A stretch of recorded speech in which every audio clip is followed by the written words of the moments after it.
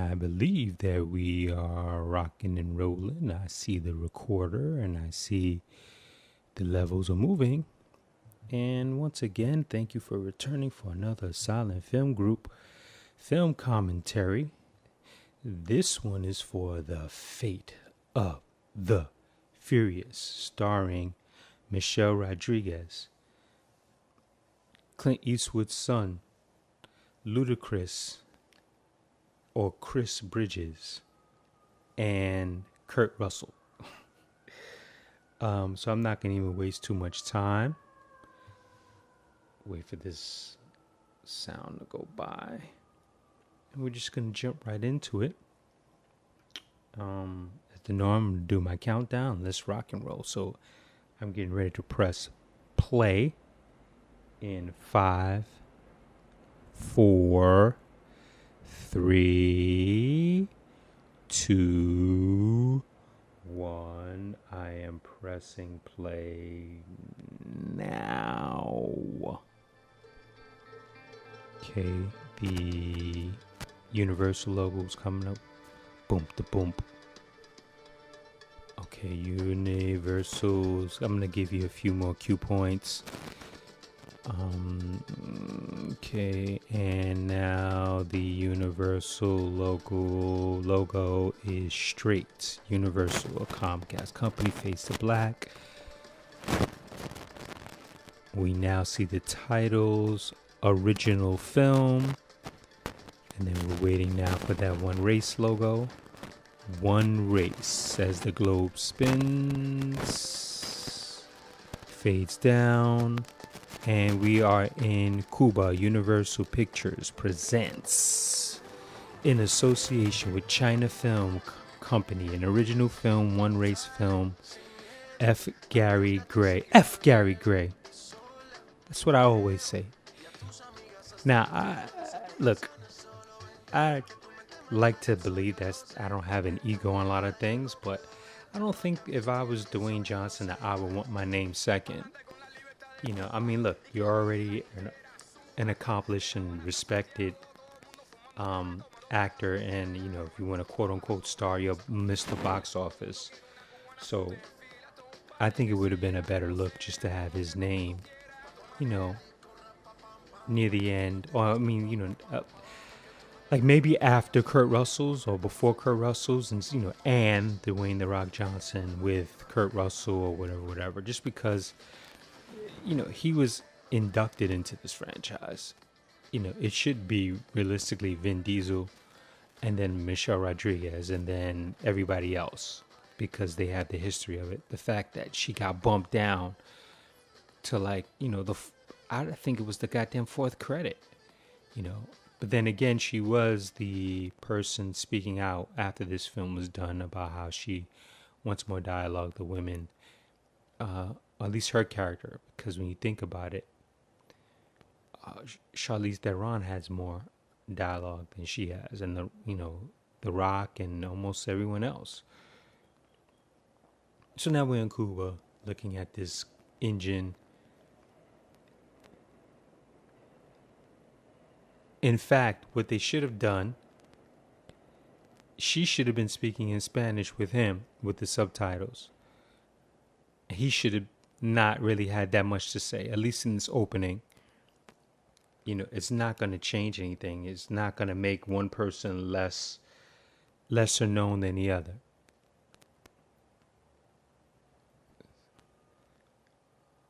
Not my problem, bro. With his clean beard. Now, apparently they raced before. I don't even remember this dude's face from an earlier Fast and Furious. Or I should just say Furious franchise. You gonna live up. Gonna. Like, it's a difference between what he said and what you said.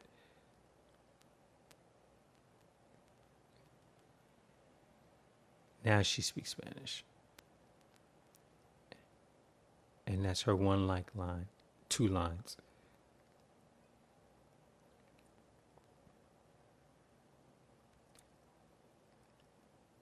Now, when I was watching this, which was just the other day, yesterday to be a matter of fact, this is why I wanted to.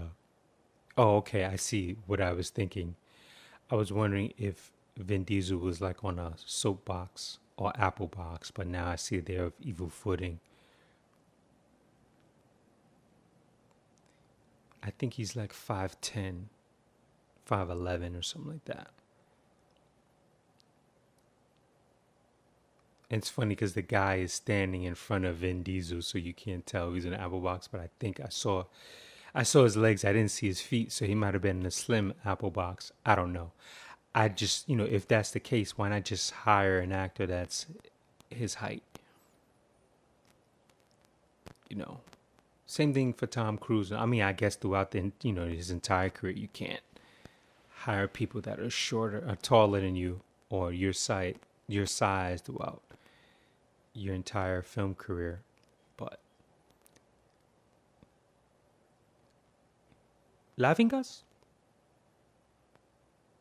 Now this is what I don't get. He goes, basically Vin Diesel says, or Toretto says, basically if it's too much weight, knock it off. And then she comes with this big ass canister, but then it's probably not that heavy, of NOS.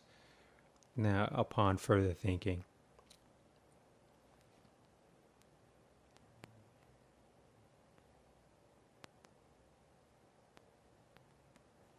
then that dude's got a big ass jaw. The dude in the motorcycle that was on the motorcycle.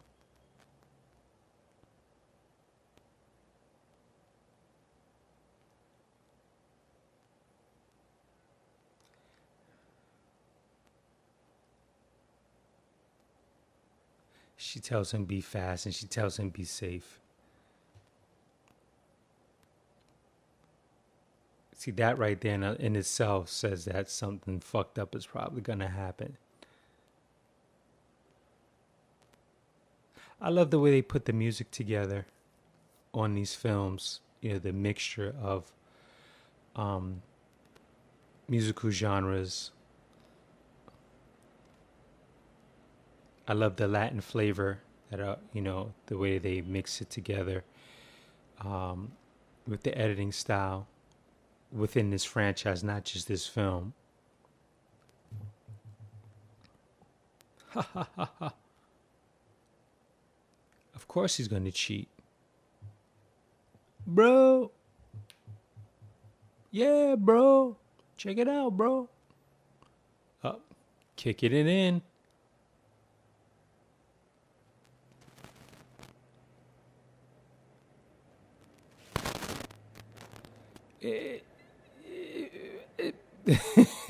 I'm stuttering for my words. I can't understand, like, why can't Hollywood at times, or the creative minds, do something different without always having the villain, or at least at this time, the villain do something shitty to the hero. When it comes to this racing, like, they always have to fucking cheat somehow. Why can't they just have a genuine race that just is very creatively done, especially because they're not going to be racing per se throughout the entire film. It's just this opening. I heard F. Gary Gray and the BTS of this scene that's behind the scenes, if you don't know what that means, state that the fans wanted them to go back to the classic racing, and you knew that you were going to just do this for one film. So I mean, just for this section of the film, you don't have to do the obstacles and all that. We've seen that shit time and time again in this franchise, I do believe, where someone's trying to cheat and just at least, all right, so this time around, just have a fucking fair race.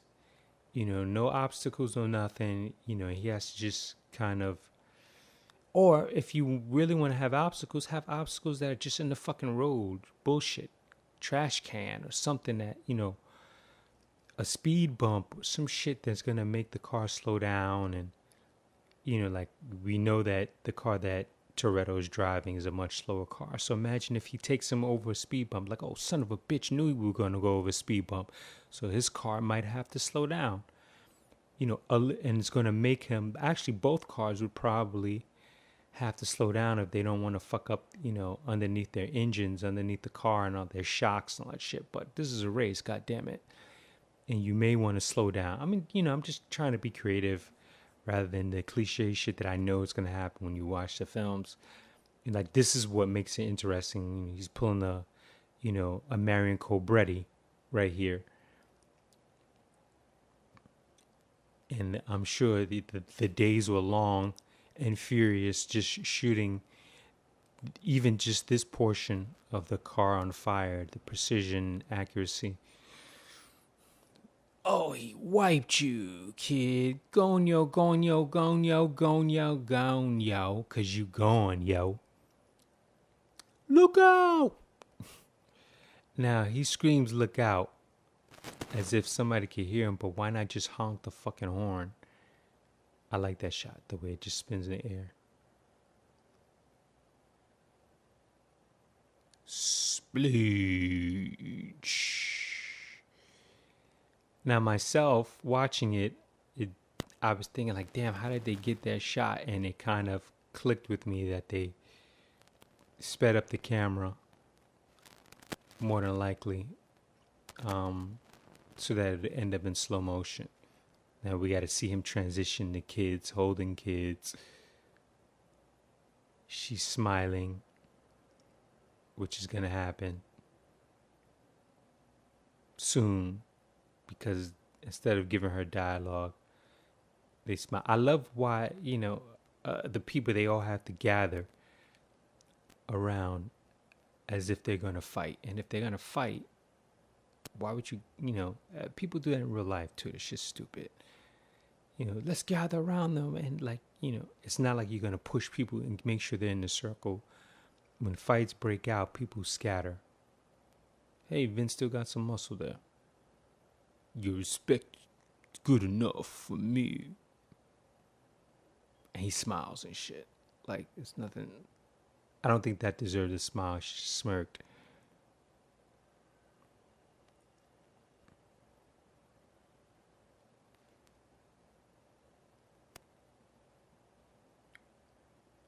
Hey!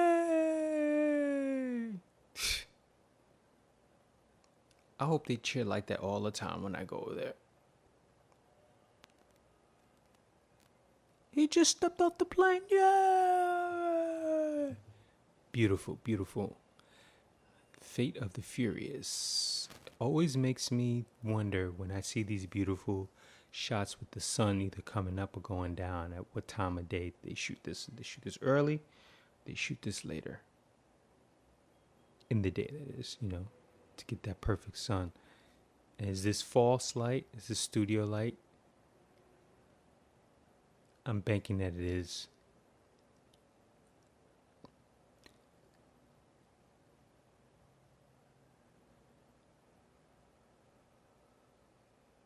You make me happy. You make me happy. Yes, throughout this film, I will be doing my Vin Diesel impersonation. That's I'm known for. Or that I'm known for.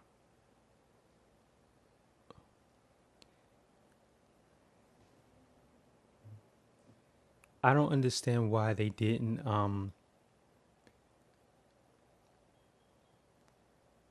if I don't understand why they just didn't put, a day or two after their wedding day. They should have used titles in this franchise. I think it would have been interesting, or just would have kept you up to speed rather than always having the dialogue.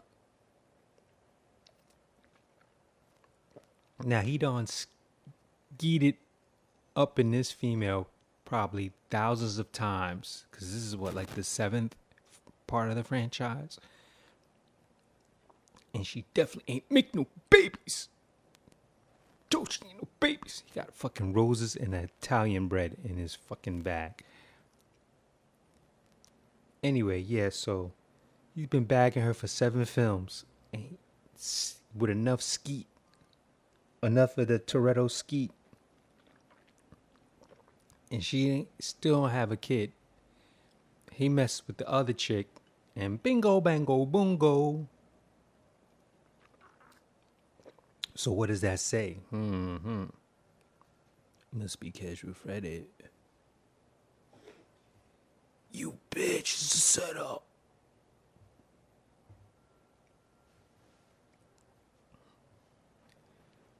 Was that even a point of anything to me? Your few relays missing. He should just see. They should have just went to that line right there. You know, as soon as she said, "How's the honeymoon going?" He said, "I love to play games." Yada yada. He didn't have to go. The few relays missing. And they could have just had just a moment of silence for a couple of seconds to fill in that gap of dialogue.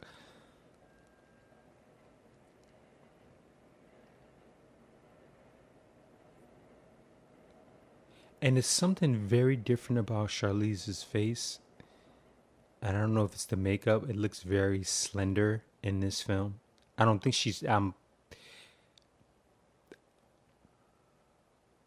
80% to 85% sure that she hasn't had any work done to her face, especially after Atomic Blonde. You don't see any differences, but maybe it's just the makeup, how they set her up. Or maybe she's lost an additional amount of weight after Mad Max. I don't even know like what the time span is between them filming this, but just something about her face just looks different. But then again, I could be wrong. Maybe she had work done. But if she did, she should stop because she had just the right amount. It's something in like the nose and the eyes.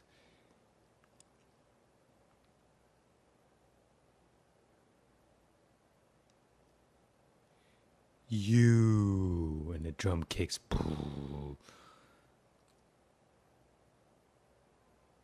See, and that's where the bullshit kicks in. The secrets.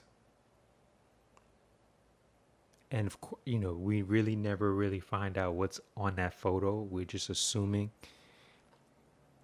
that it's the photo of old girl. This scene is, I believe, the second time that Dwayne Johnson has implemented his culture into a film. I don't know if it was in the last Furious film, but was it in the Gridiron Gang? I could be. Anyway, I respect that. You know, of course, this a total Hollywood move because it shows that he has a lot of clout that he can get this done. Because right when you think about it, the dance that they're doing, it represents instilling fear in the other team. But if they didn't do it, you wouldn't have really missed a beat as far as the narrative. But, you know, I totally get it. And I'm still waiting for that fucking King Kamehameha project, Rock. So don't fuck around. I'm sure the studio's giving you shit, you know, as they do. Oh, no, you know, people don't want to see that film. That's funny. Just like they're giving Vin Diesel, they're holding Vin Diesel back from doing the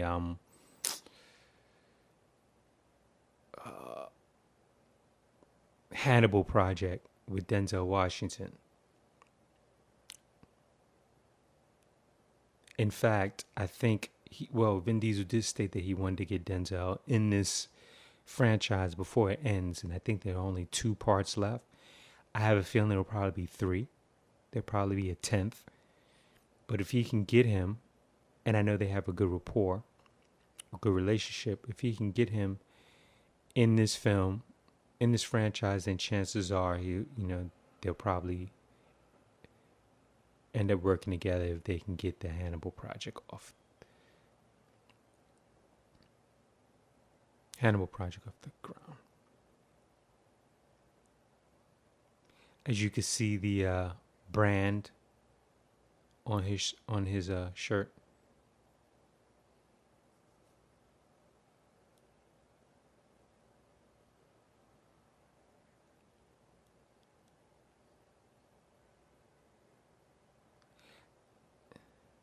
See, I have a feeling that you're gonna see this same type of scene and dialogue when Hobbs has his own spin-off.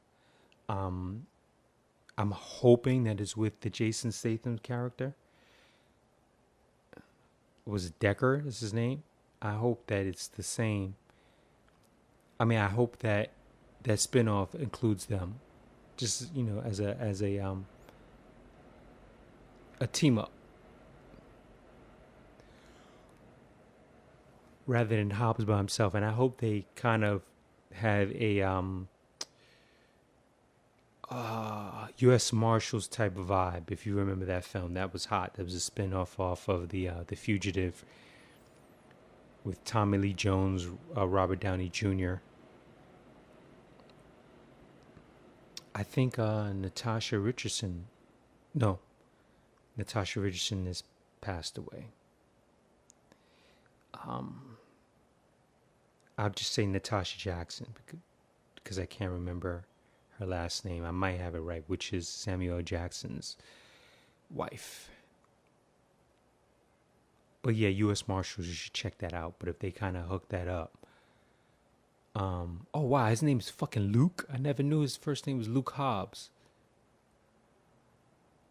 Hilarious.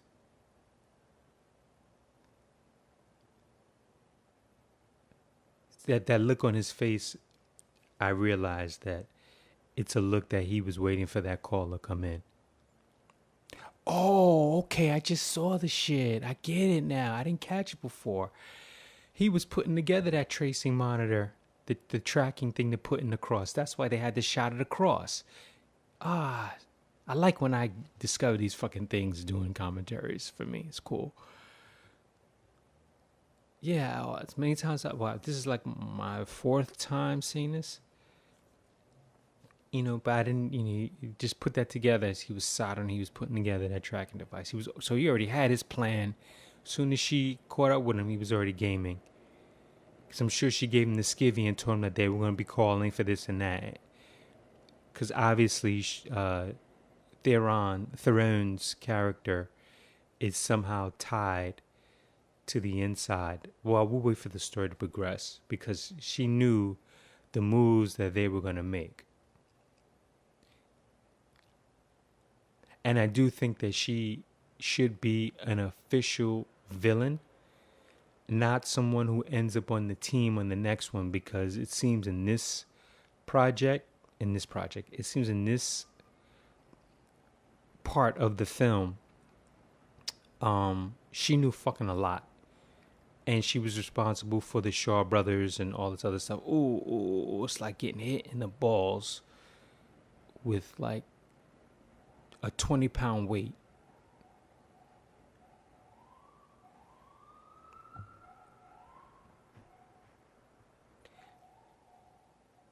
And it's the first time that I realized, well, not this time right here, that Ludacris's character's name is Tej, I guess. I never knew his character's name.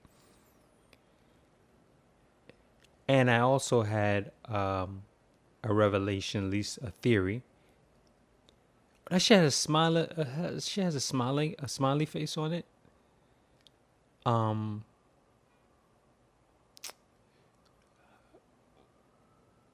That how the fuck can she hear him when it looks like her window is rolled up? And there's no way she's gonna be like, "You good?" without like yelling, because they're riding at a serious. Yeah, fucking windows are closed. Oh, wait a minute, they're on headsets. Jokes on me.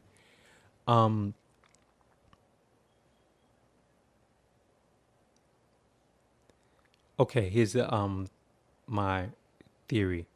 My theory is that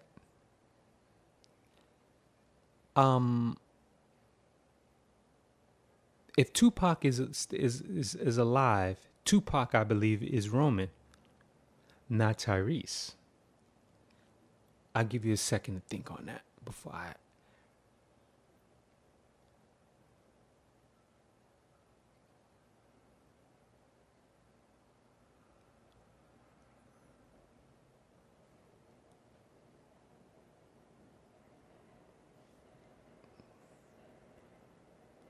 See, the problem is, I mean, at least for me, is that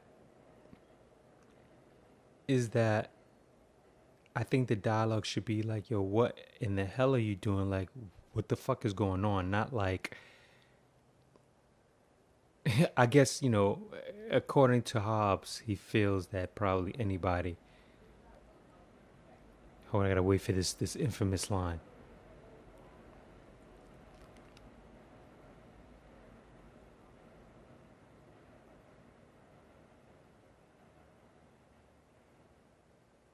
Just went rogue. Yeah, so I guess based on his history, his past, I'm talking about Hobbes, based on his past history, he's probably not surprised by anything. Anyway, let's go back to my theory. So, Tupac is tight with John Singleton, hence Poetic Justice, and whatever music video that he's done for Tupac back in the 90s. John Singleton wrote Baby Boy for Tupac and even told him about it. Tupac passes away. John Singleton finds Tyrese. Tyrese does Baby Boy, which again is supposed to be Tupac's. After that, we don't see Tyrese until Too Fast, Too Furious. John Singleton directs Too Fast, Too Furious, which is the third installment of this franchise.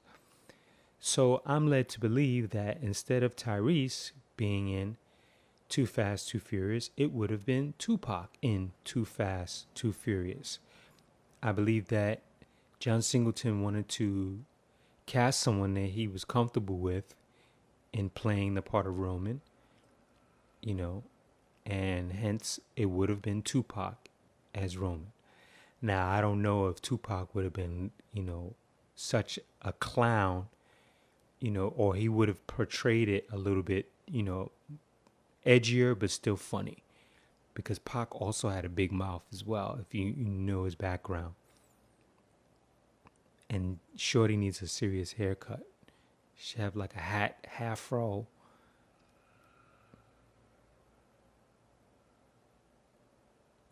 Ugh.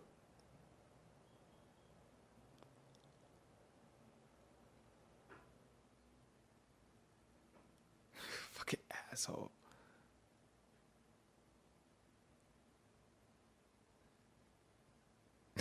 That's fucked up. I didn't catch the line before. I pretty much think that when it's all said and done, she's probably going to end up going for Tyrese because the opposites, damn, he makes them look small. The way they started that shot from the ground, they barely look like they make 6 feet. I'm talking about Eastwood and Russell. Cousin Russell. And some people are believing that he's the replacement for Brian's character, Paul Walker's character, which I don't think so. I mean, look, if they really wanted to put something together, I would say cast his brothers, one of his brothers, if they were really, going to go that far into it. I'm not sure.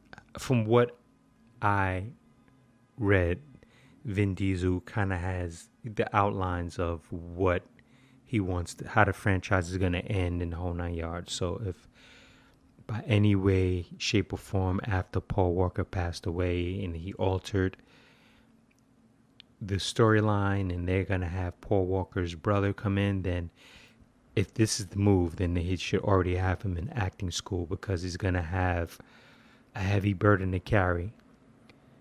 And your ass is going up in the air in about 3 seconds. 1, 2, 3, boom. Now, it makes me wonder if he's on the string or if Rock really has him like that. And if Rock really has him like, I think I have that tie. If Rock really has him like that, I was thinking about how they did the shot. I think that Scott Eastwood probably jumped in the air when he went to grab him to give him a little bit of a lift. And it wouldn't be as much stress on Rock's body, on Dwayne's body to lift him up, especially if you're doing it take after take after take. For him to just jump in the air, as he grabs him. It's all in the editing, folks, all in the editing. It lightens up the load when you're doing that. Prevents injury as well. I love how in all these movies the word always, the word is always out that there's a new cop that's coming in or a cop is coming in, just like in fucking Tango and Cash and shit. Hey, Cash. I think I might have to do a commentary on Tango and Cash because I was just thinking, did I do a commentary on Tango and Cash?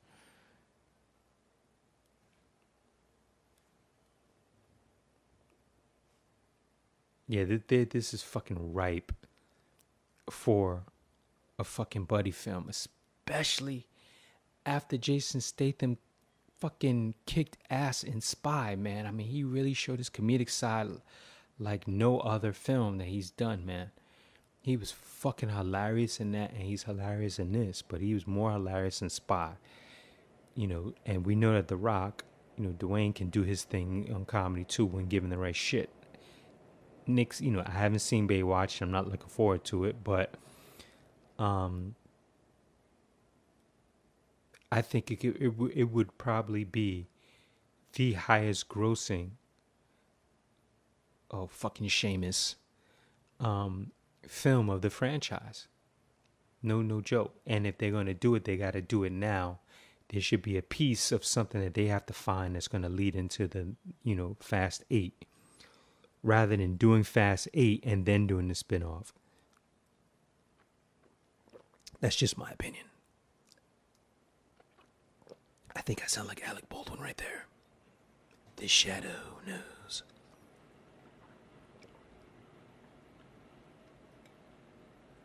Yeah, fuck you, Seamus.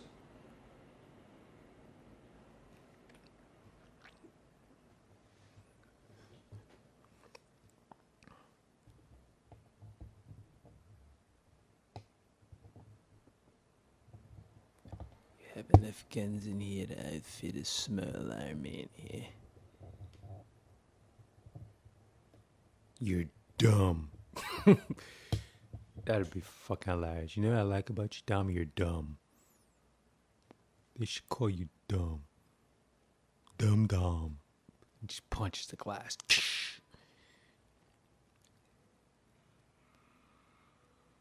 Oh, he throws shoes at her.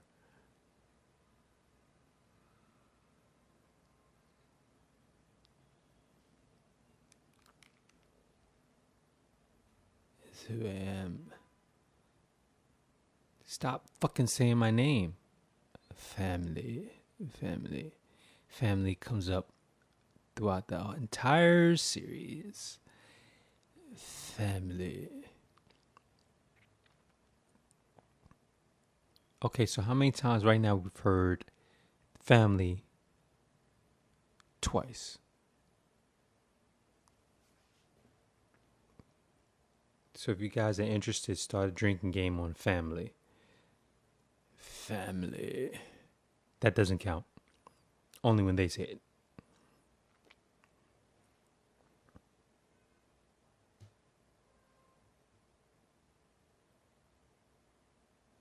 Now, she's obviously someone has really been watching him because she knows that quote.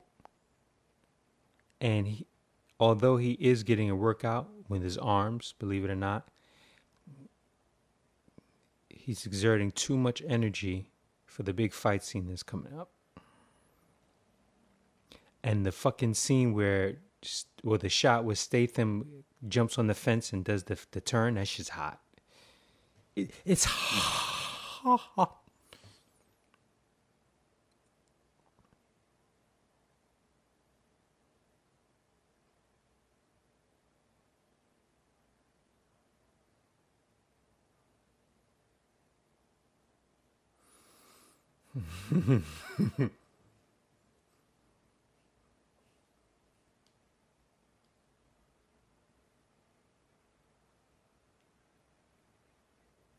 We don't need women to run our rescue.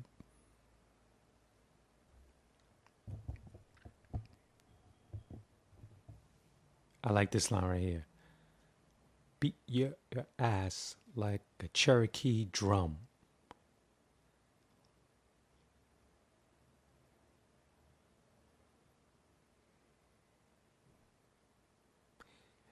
And there's actually supposedly actually, supposedly, maybe a scene that they filmed at the end where they're about to fight, and then supposedly it got cut.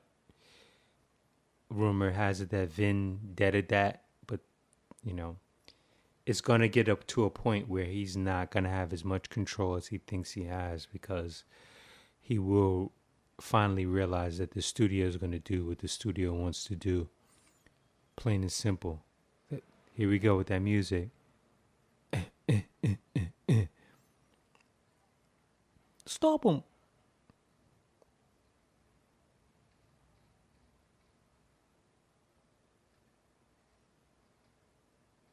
Mm. He makes it look good, man. He makes the action look good.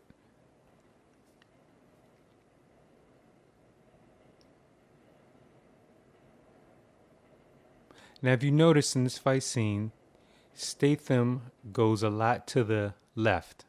You know, the um, hits toward him are always coming from his right, from his left side, but the person's, I love that, deaded him.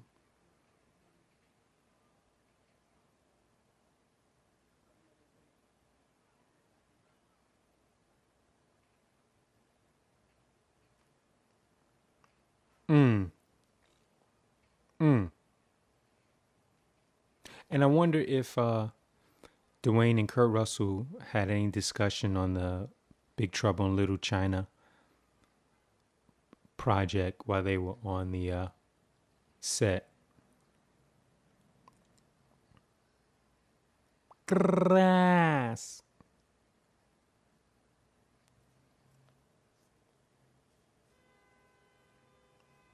That shit's hot. Here we go. Jumps over him, hits the fence right here. That right there, that's that parkour shit.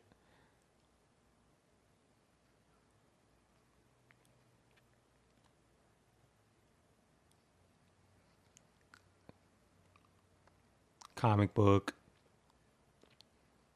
There he goes to the left. Boom. Here comes the next guy left.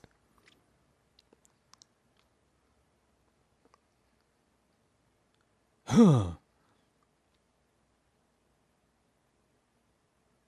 Now that right there even feels a little bit like Escape from New York. I love how he's just so fucking casual.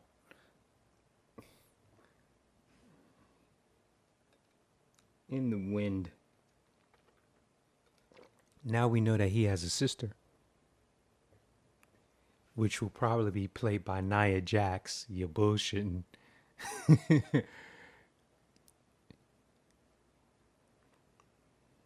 By the possibly future Snake Plissken.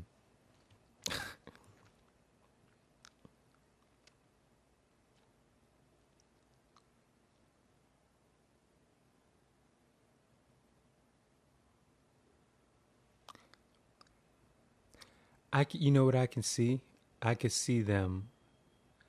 I cannot remember the girl with the afro from Game of Thrones. I can't remember her name right now, but I would not be surprised if she ends up having a twin sister to even out the score for both these guys, because they're fighting over her. Nah, I know his name is Tej and Roman.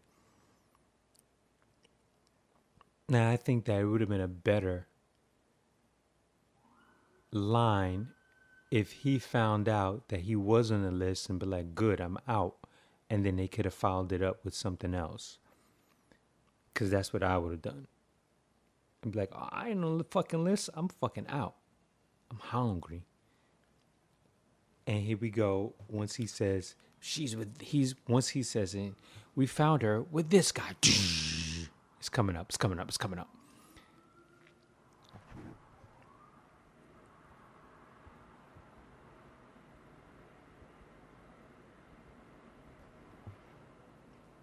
He's got more lines than Michelle Rodriguez.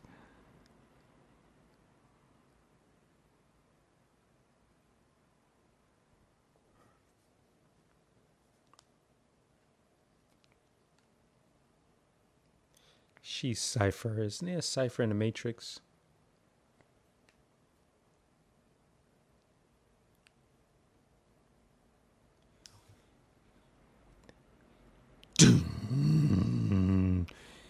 And they're like all shocked. They've done 7 of these fucking films and they're all shocked. That's just this fucking hilarious. You gotta know that something's up. You know, money has never acted like this before, so you gotta know something's up. It's like everything gets serious. He's with this guy, doom, and you see their reaction. Like, look, it's quite obvious that this isn't like his character, so we know that he's into some shit. We just gotta fucking find out what is it. Instead of walking through the movie like they're all shocked. And I did see on the screen that they put like, his specs. I want to see what they have for his nationality. Some bitch.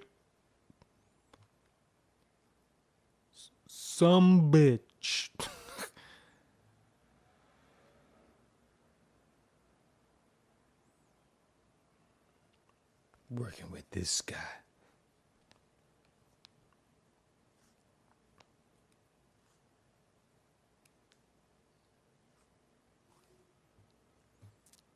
That's a funny line.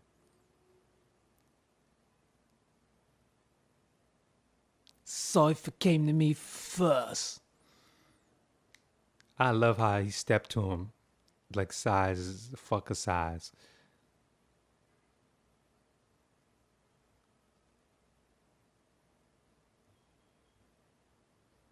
Flex.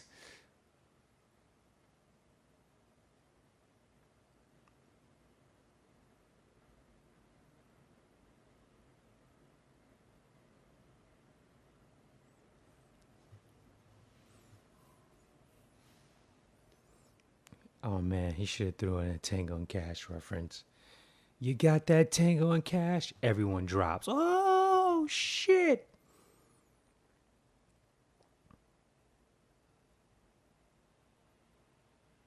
I think it would have been cooler and funnier is if he had moments of brilliance and every time everybody goes, yeah, it's a great idea, he's shocked. Rather than going, here we go, do it out.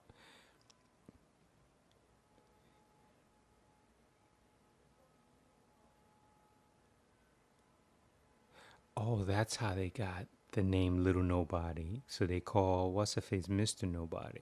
Shows you how much I pay attention, right?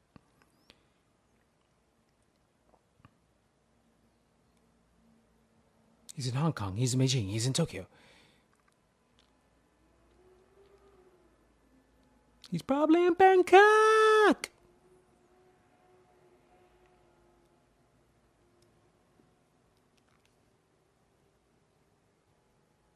Santa Fe.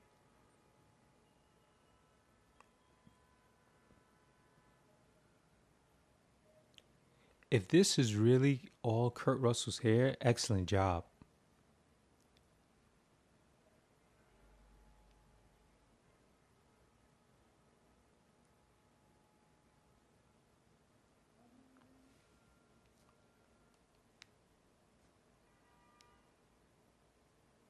Watch these two.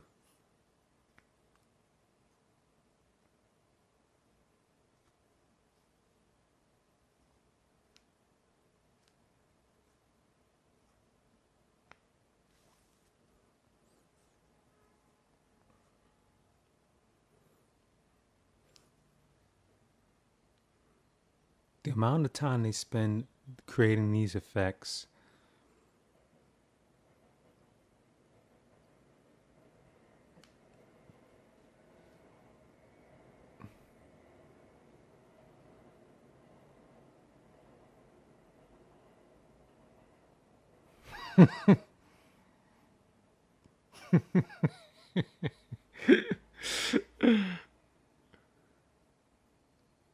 It's funny because that makes it here.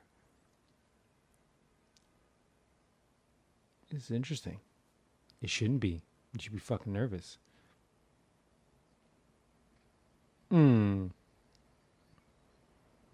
If anyone takes notice, Statham's character saves a lot of fucking people because he's gonna save her. Catches it. Ooh.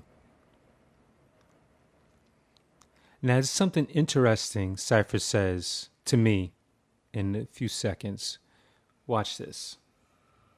Watch this. Check this out. It's very subtle.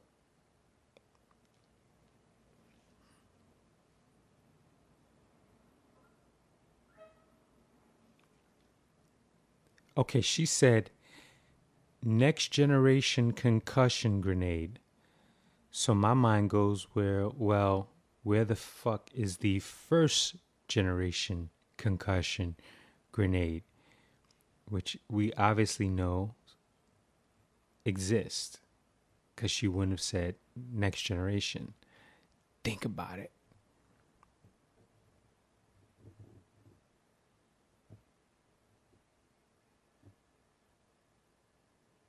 What does the G stand for and with O and G?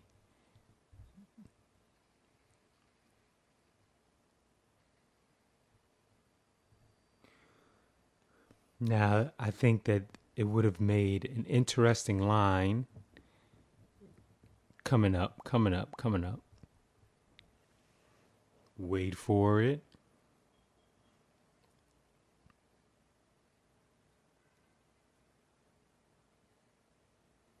And this is the first time, well, this is the second time I think Charlize has played a villain. No, third time, because 2 Days in the Valley, I believe she was a pain in the ass, which was her first film, Monster, and this film.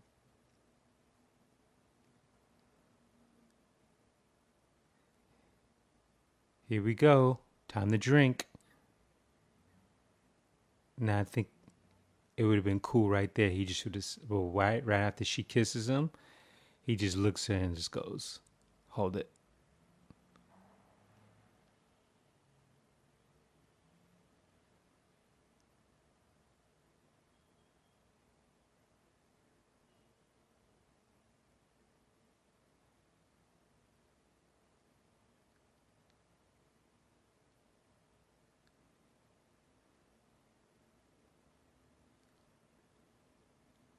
He just turns to her and just goes, fuck family. Right here, boom. Fuck family. I think the audience would have went ape shit. Like, oh.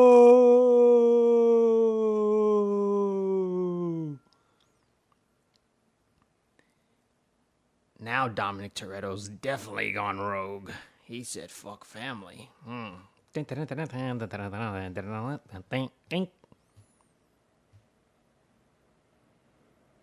why is he leaning on the wall like he's, right there should snap. No, that ain't fucking okay.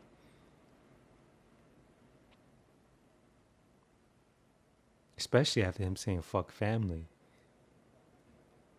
Then she can go, fuck family? He said fuck family?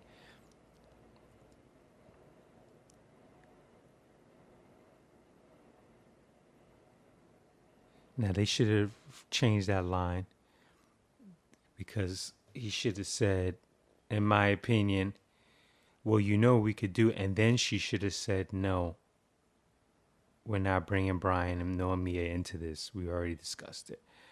Rather than going, Brian would know. That wasn't even necessary.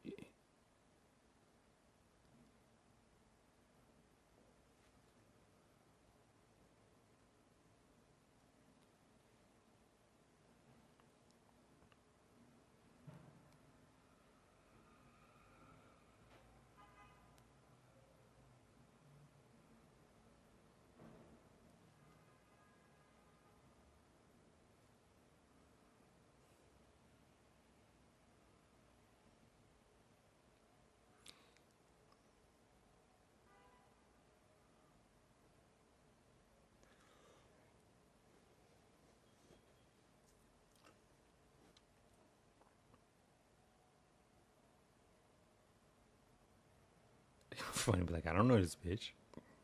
Who the fuck is this? You got the wrong girl.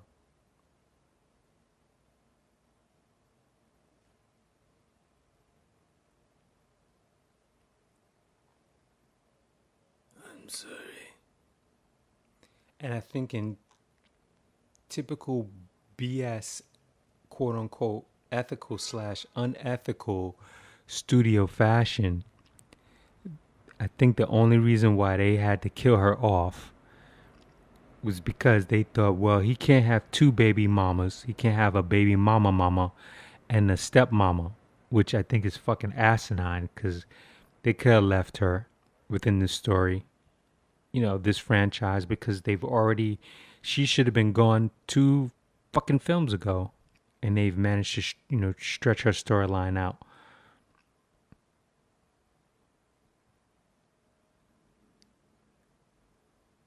Yeah, I hate that part because just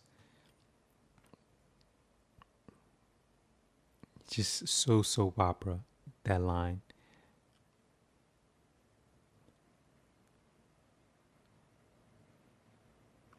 And am I crazy? But it looks like the child has red hair.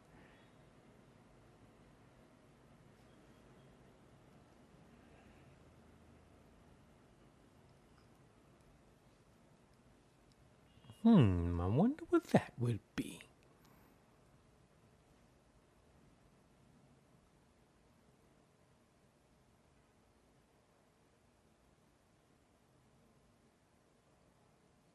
There's nothing to be sorry for. We're family. Oh, see, she already killed herself right there. She's letting you know. Because I'm Bud.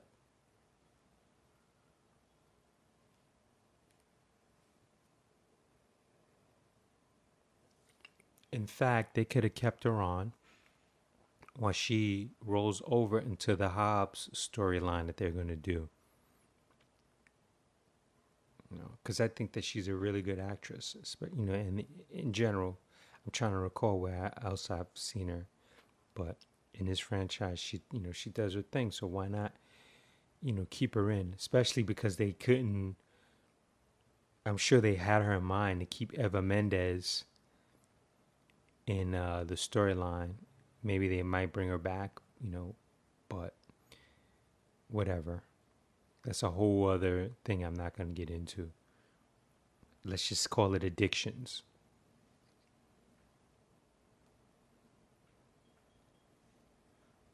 Seamus.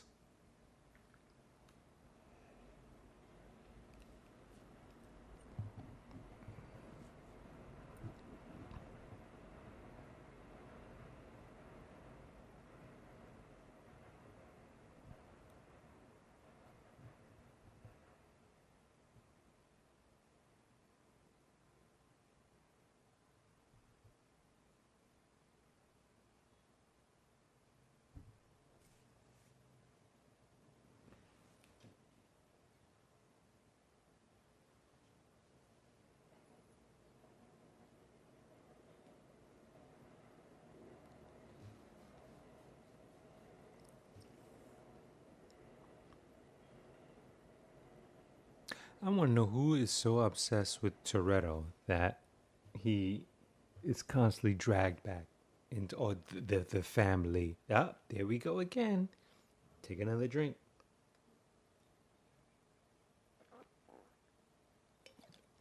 And why is it we always get a villain that fucking whispers when they do shit? Often.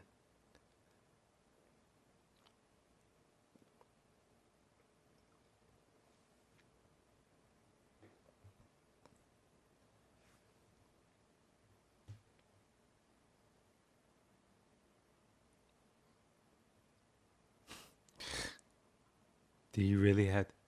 Did he really have to go that big?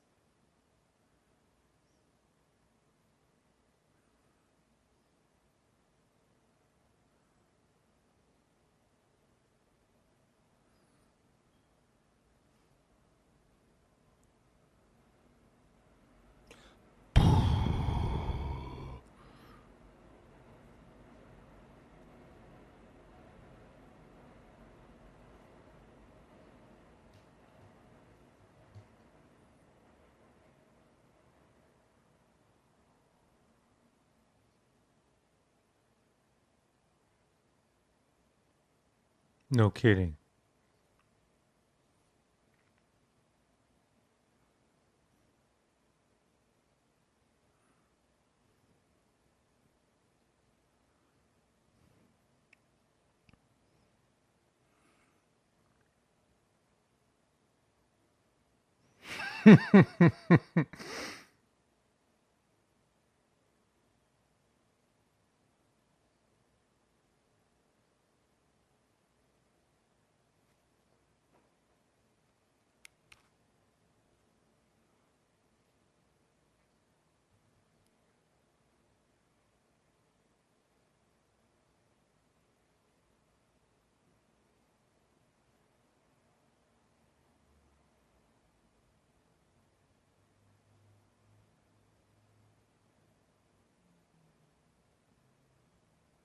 Some more knowledge.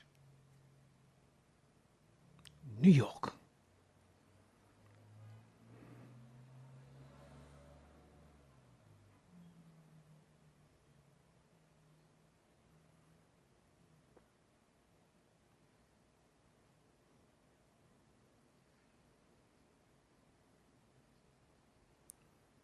I don't know specifically how old Scott Eastwood is, but I think he would have been a really good Anakin in the Star Wars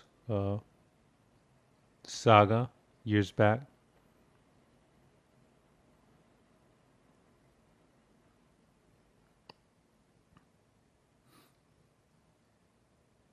But like this,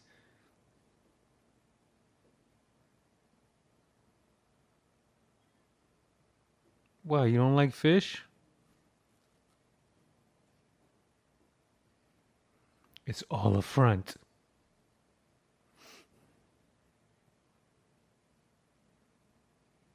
It's a goddamn UFO silo, man.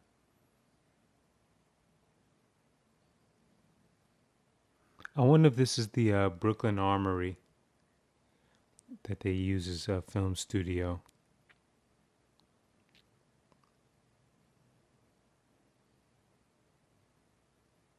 Gung, gung, gung, gung.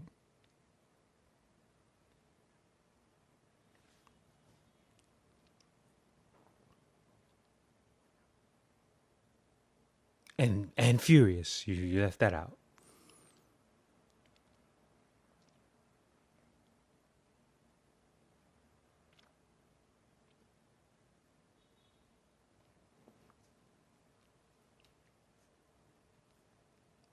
That looks like that belongs in G.I. Joe.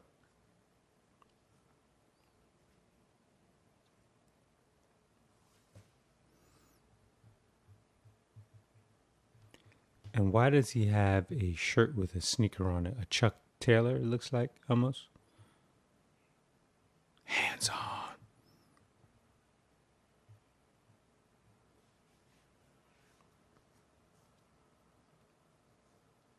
Exactly. You're supposed to be lowbrow. Come on. Use your head.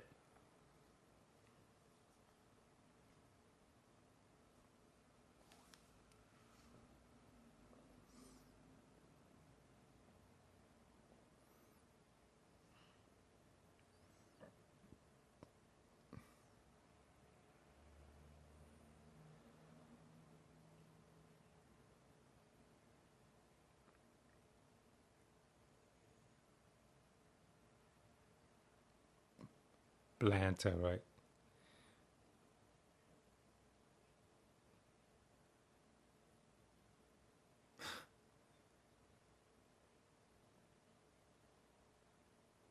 He looks just like the dude from fucking Black Samurai. I mean, not Black Samurai, Black Belt Jones, the villain. This man needs an education.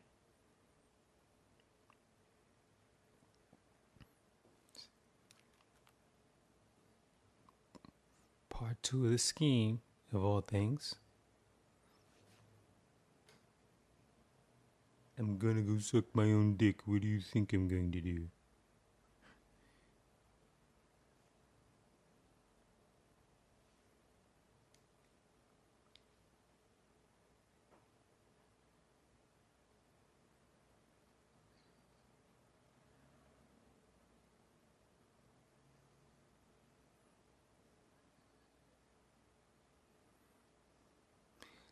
Again, more technology, how it may really go down. In fact, you can look off fucking reflections of shit. That's eerie. Oh, the fact that you can tap into the camera of an ATM machine.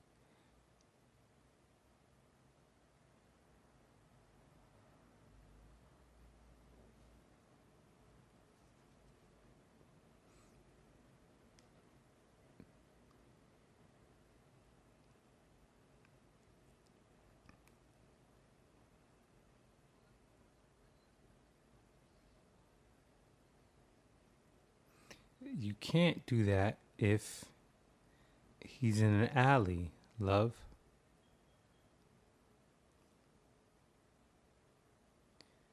This was genius casting because now he's already worked with Helen Mirren and Dame Judi Dench.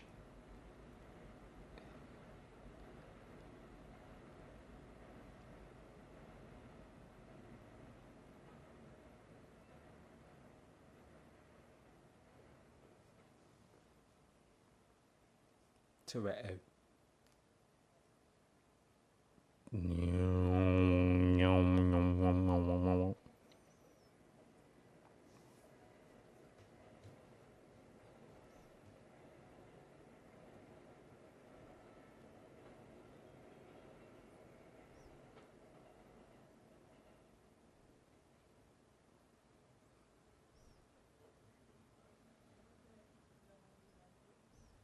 Could have left that out.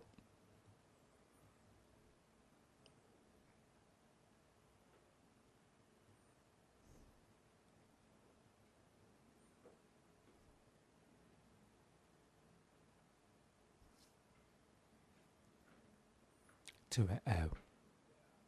Mr. Toretto. A Fitbit?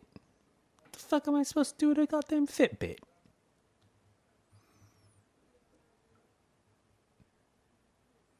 How about I just punch you in the goddamn gullet? The delivery truck's moving. Guess who's behind it? Hey, it's me, Shakes the Clown. Crack.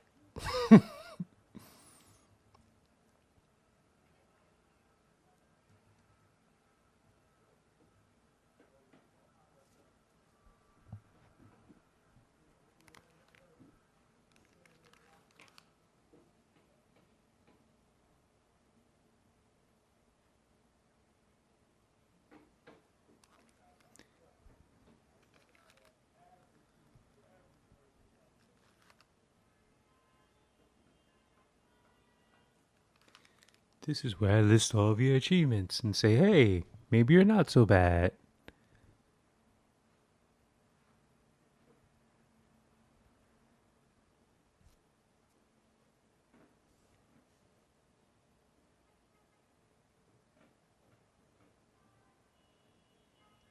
And I did my research on you. We're the same.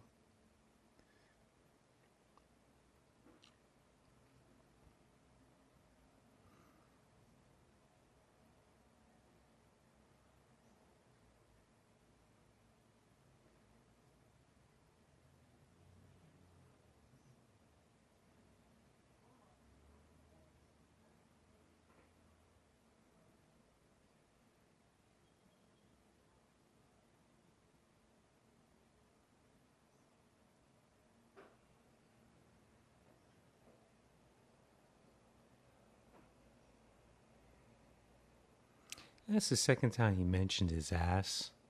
And it sounds a lot like foreplay. So you can kind of guess what you might expect in the spin off film, in the opening scene.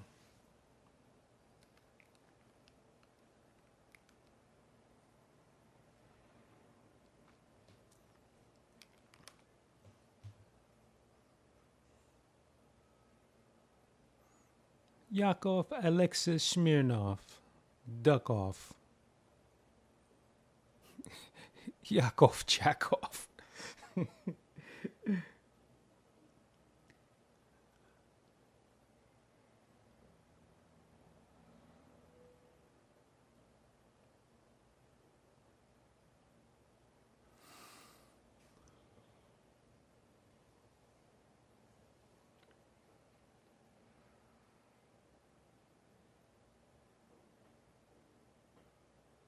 all this tech and he's using an old ass Samsung.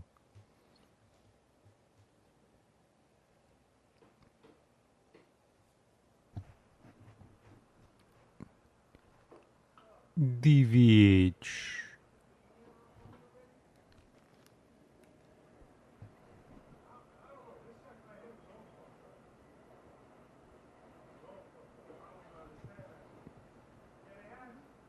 Now I know that must have. How many days was this, man?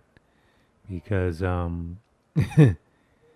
had the extras. They're in front of the New York State Library, New York Public Library on 40 Blase Blah Street. You know, so just for that little shot right there, you know, when Dom just pulls up, and I'm talking about, you know, by studio standards, in terms of, you know, it seems like when you make a film independently, you move faster. And as Robert Rodriguez did state, you become more creative sometimes because the less things you have. And it seems like when you get into a studio system, or you're allowed to have more money to play with more toys, which employs more people, sometimes you move slower. That's just my opinion. You know.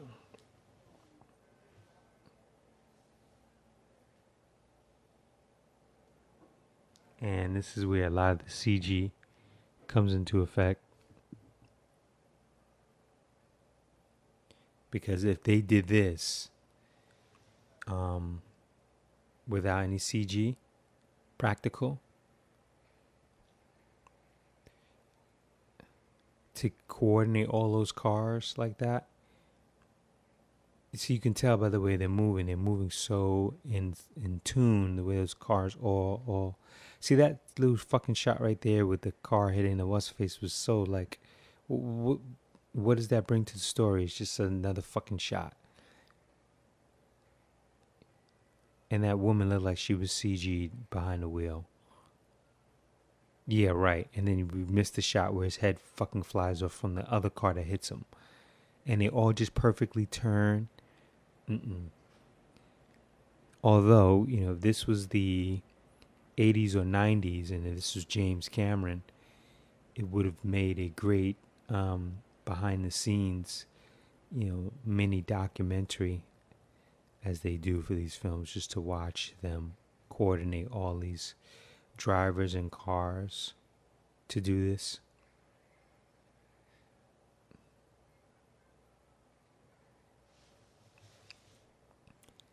Guess that's why I didn't notice that police car.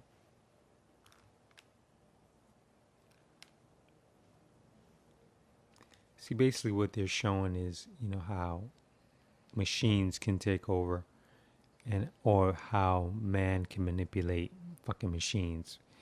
Because that would be the only reason why you would show a car turn on inside a goddamn dealership. Which brings absolutely nothing to the story, other than, like, you know, your fear or whatever, suspicion. Are you fucking kidding me? I just fucking realized that I never really paid attention to my man just pulling out a fucking weapon from the top of the fucking car.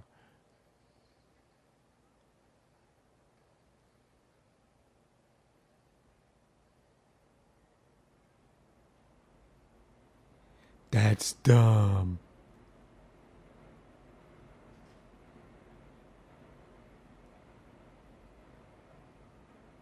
You should have said, now that's Cypher, because Dom is not controlling any of this shit.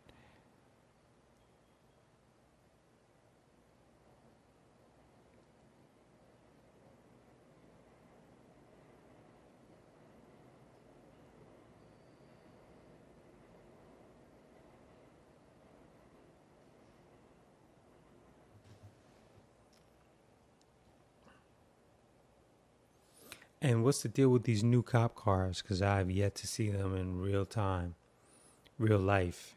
Because they seem to recreate these new cop cars in this film.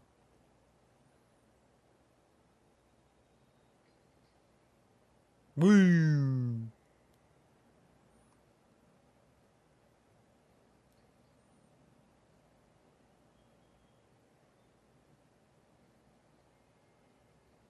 Just when you just think about all this fucking carnage, the shit that they're just showing, what you can do from your fucking computer, especially when you have somebody like, a quote unquote anonymous. And I imagine some shit like this happening in real fucking life.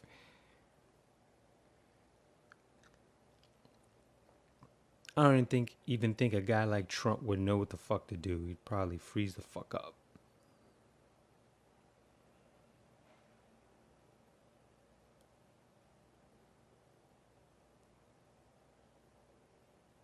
And well, never mind. Won't even ask that question about that shot.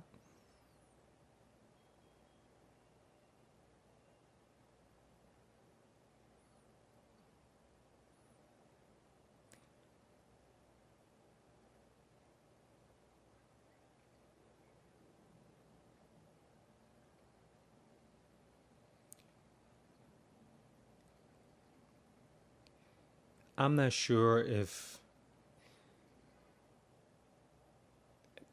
I don't know anymore. Just the fact that he's holding the weight of that shield added on with the extra weight of that, the way their saw looks.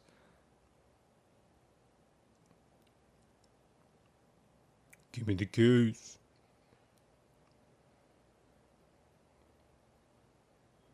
Now, how come the right hand man doesn't have a weapon? Him, Beardo over there. You figured he would be carrying.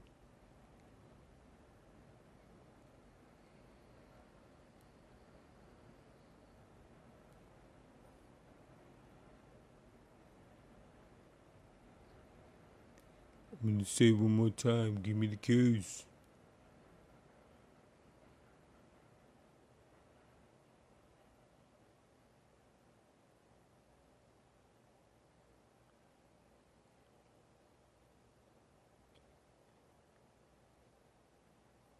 Now, I'm surprised they didn't have a dummy case. Now, I think it was rather foolish for him to take his helmet off, especially knowing that, all these cameras are around and he knows that they're using God's eye.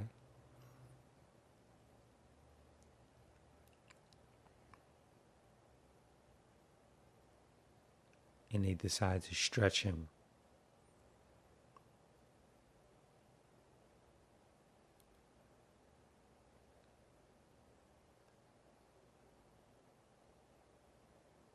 Am I bugging out, or do those seatbelt things, whatever, it looks like everyone's wearing a thing that says DJ on it?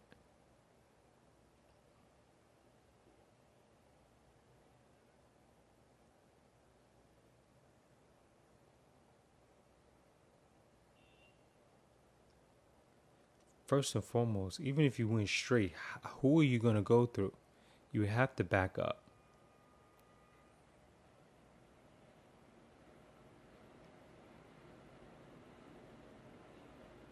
Really, fucking lives just fucking murdered.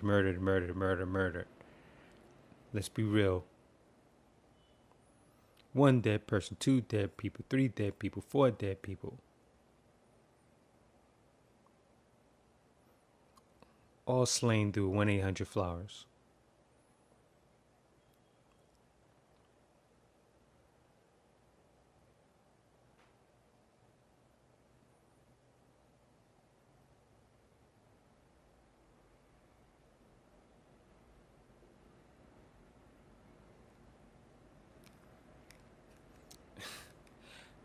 I'm wondering if he's been interviewed for this film, and they go, "Well, tell us about your character." My character's name is Little Nobody, and when you see the film, you'll find out how I became a little nobody. I'm the man with no name.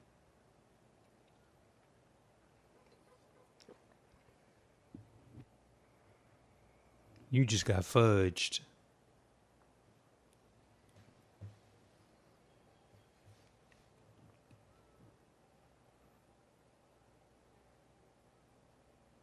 Or you should hear just horn honks as they're driving. That's real.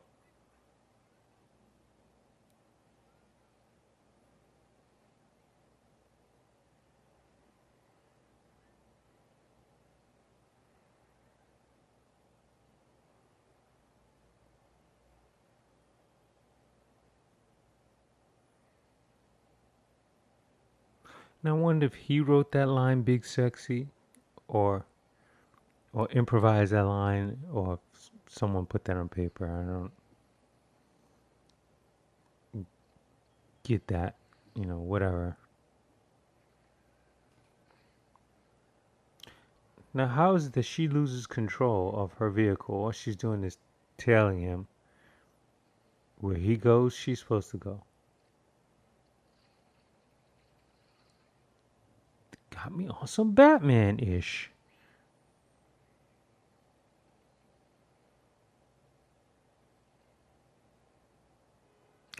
Why not? No. I was gonna say, why not just slow down your car and then just allow him to drag you? Because you're moving along with the force, and the force isn't opposing. It's moving right along with his car. So if you slow up your car and then maybe just put the brakes on it, it may force.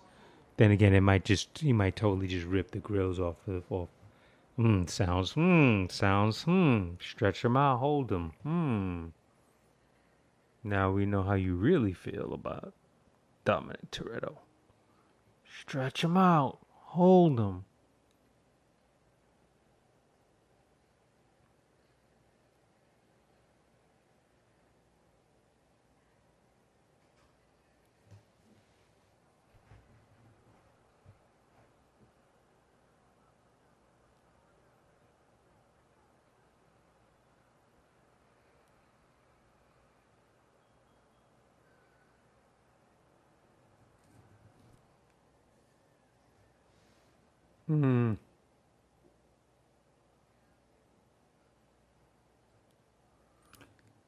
I love how he kicks this door open and it just kicks to the Rock's Hobbs's vehicle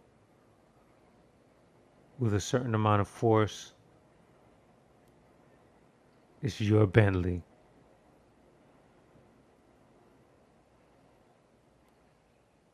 You got attached so easy.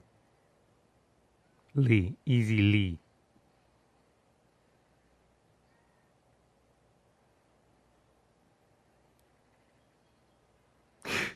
Yeah, okay. He's got super strength shoulders, huh? Oh.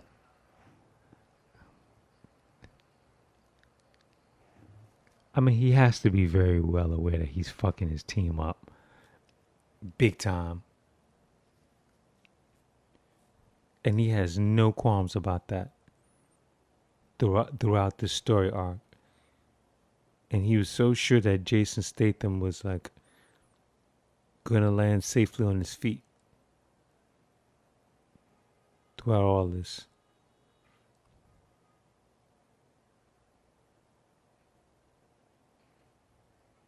No! Oh! I'm supposed to beat his ass. Literally.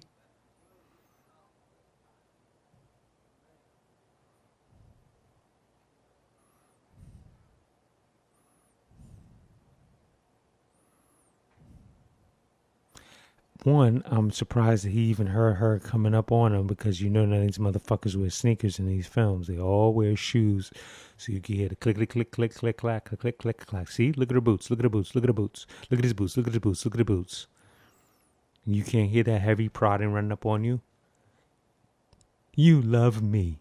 What the fuck does that have to do with anything? Should have shot her right in the fucking shoulder or something. Pow. Think again. I told you, fuck family. Ooh, Seamus. He should have said, I don't love you. Threw it right up against the wall. Boom, I don't love you. And then he just shoots her in the shoulder right there. I don't love you. And I'll shoot you. Pow! Oh! And then he just breaks out. That makes him want to kill Seamus even more.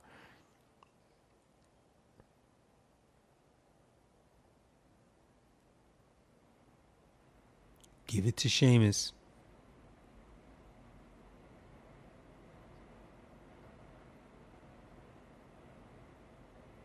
Stop fucking following me. Shave a mustache.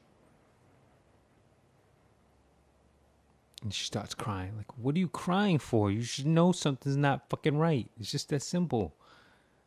This motherfucker's being used. Stop with the emotionalism.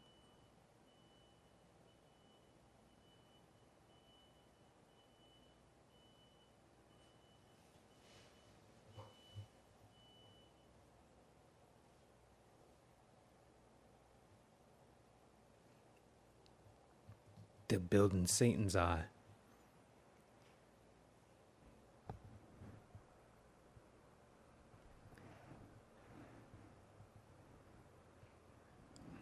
He does what he does best. Punch shit.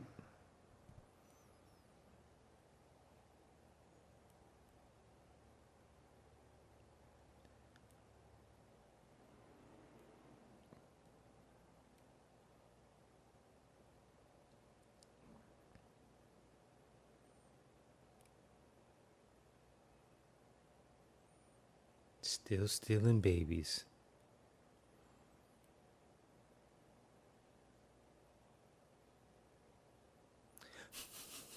How can he hear all that through the glass at the distance that she's at?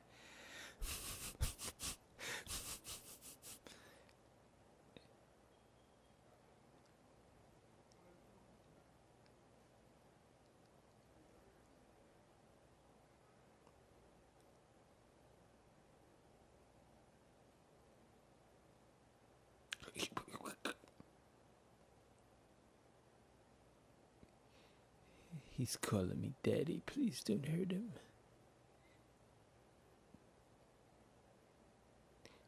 You must learn.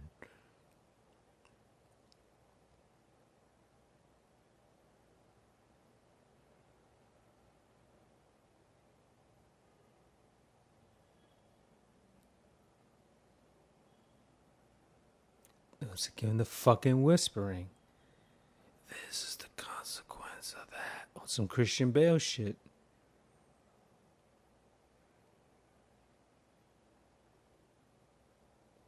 It's funny.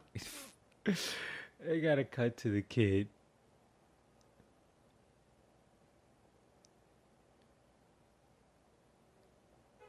Now I'm sure we're gonna learn that those were blanks in Fast 9. 2 episodes later. She's not really dead.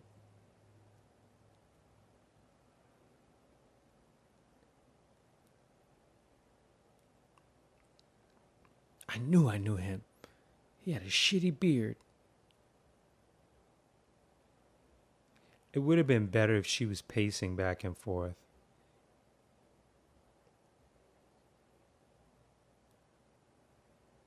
Roads.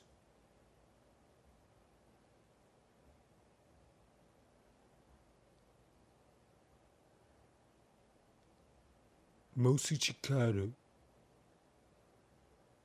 I like that cut because it made it seem like she was walking into their facility.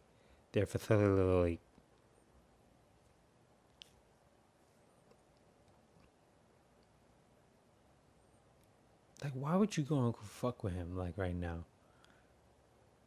Oh, because you have a bunch of guards. Just leave him the fuck alone, man.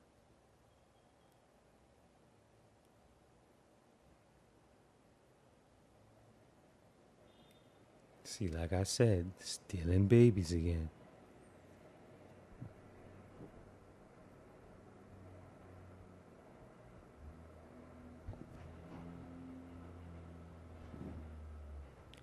There we go. Take another drink.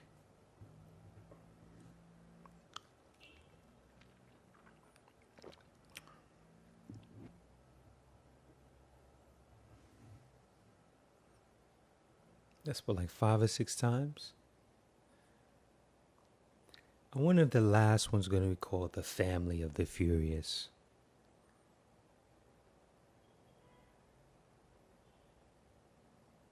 I wasn't even sure my semen worked.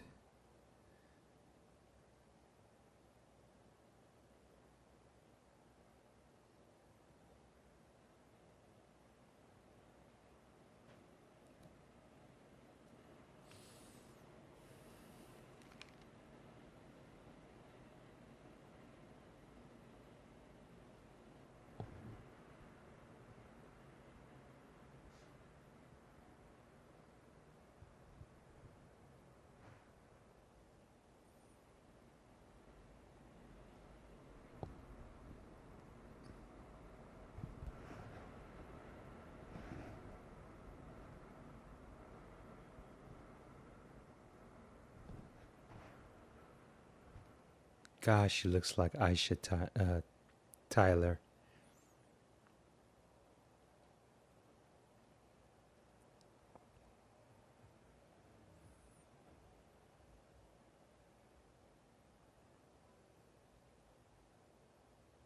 Stop fucking touching me.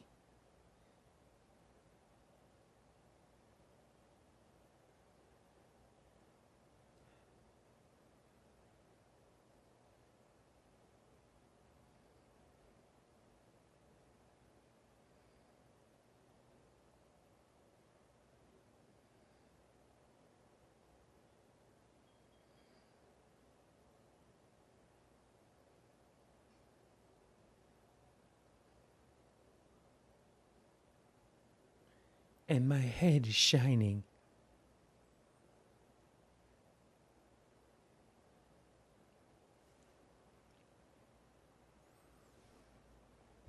Something about a bank account.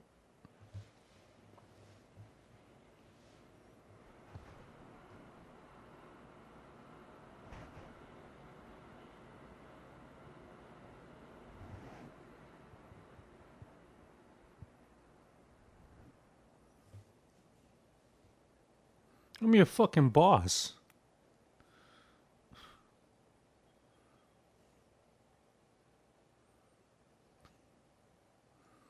Either that's funny or interesting from this guy.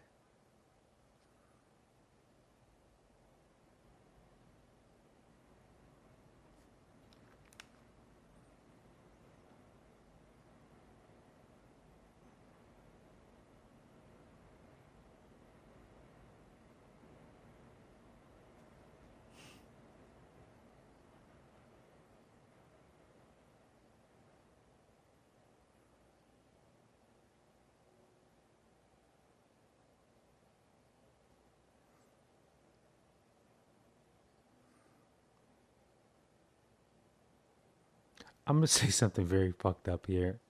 I probably shouldn't say it, but I know it's funny as fuck. But doesn't Ludacris favor that fucking chimpanzee in fucking Sing with the leather jacket that played the piano? Sorry, had to do it. Had to do it.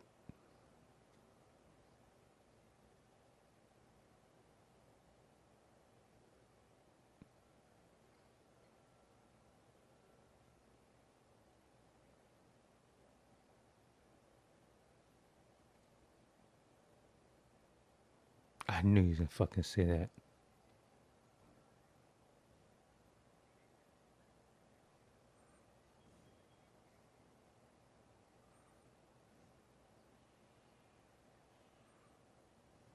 He eyeing that goddamn stupid fucking vehicle.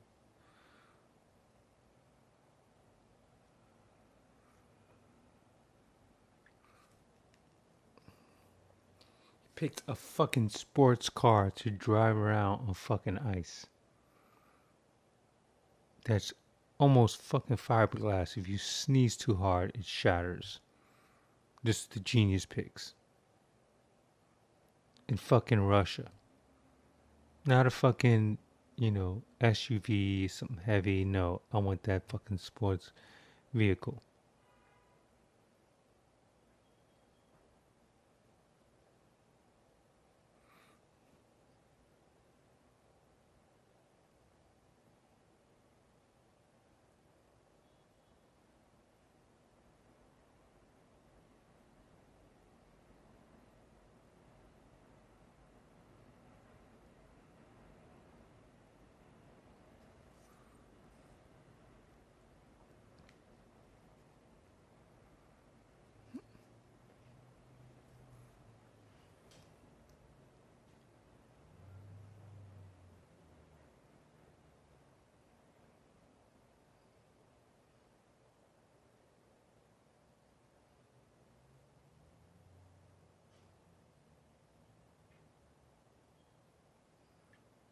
Take another drink.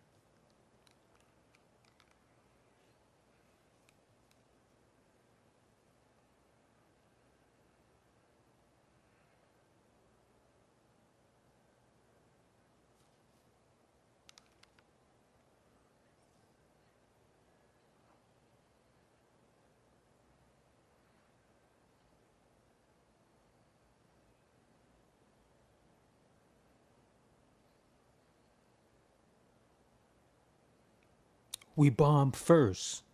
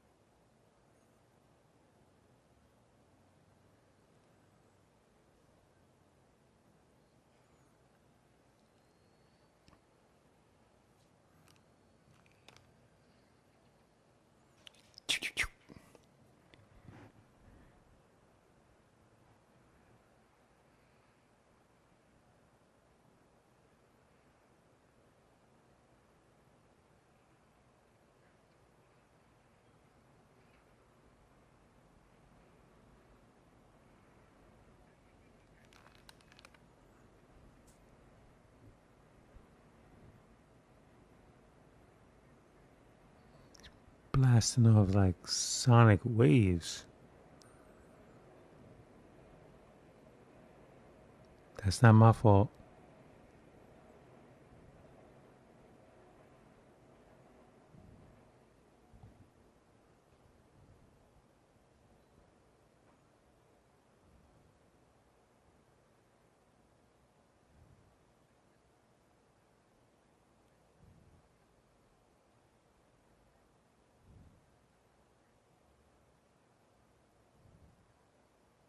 We can't.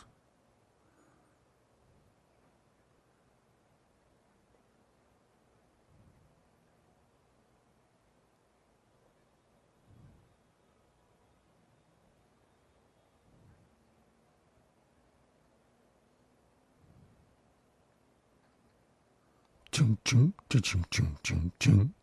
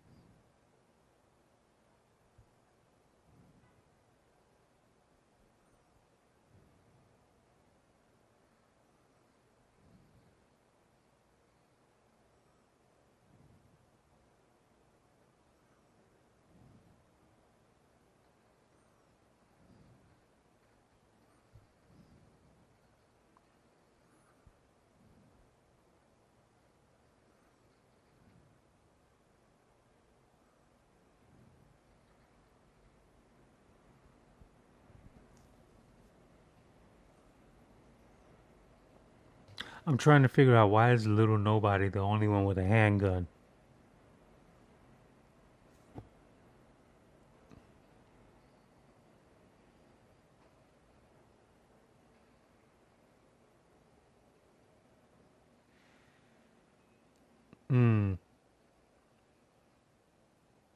Foiled again.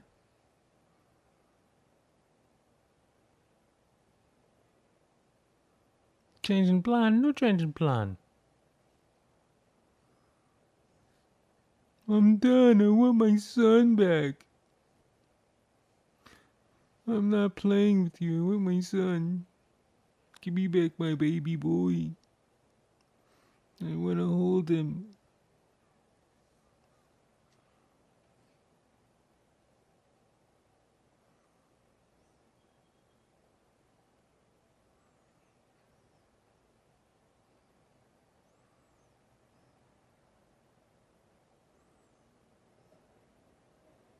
How'd she just do that fast? Knows the system, the whole 9 yards.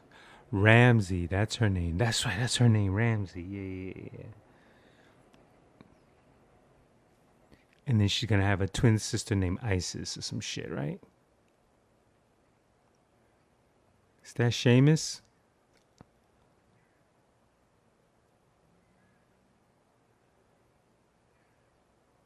Damn, kid.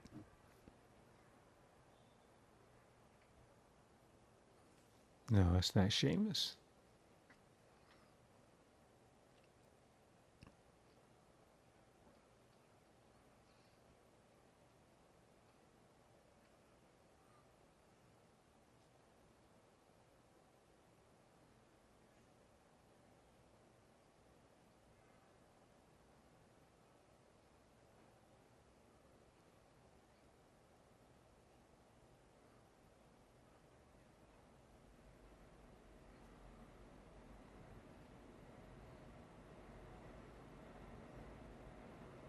Better. Gonna have to do better.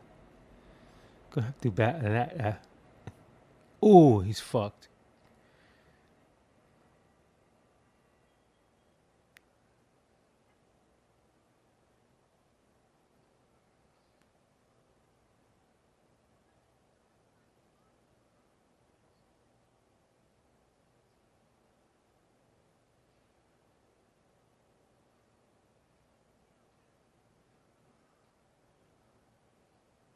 That was a cool ass move.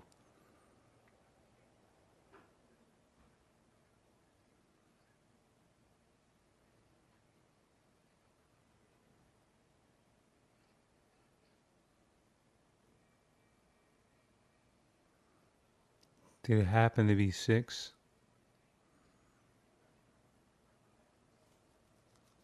You could have said that.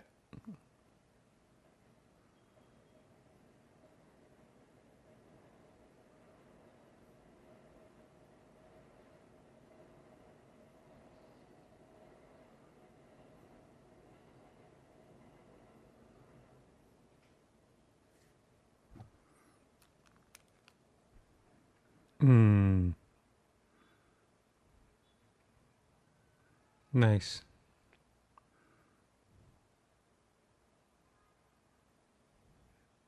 Where the fuck were you?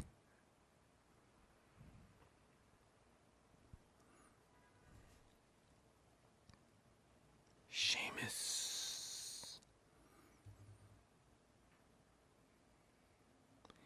Anyone ever tell you have a dirty beard?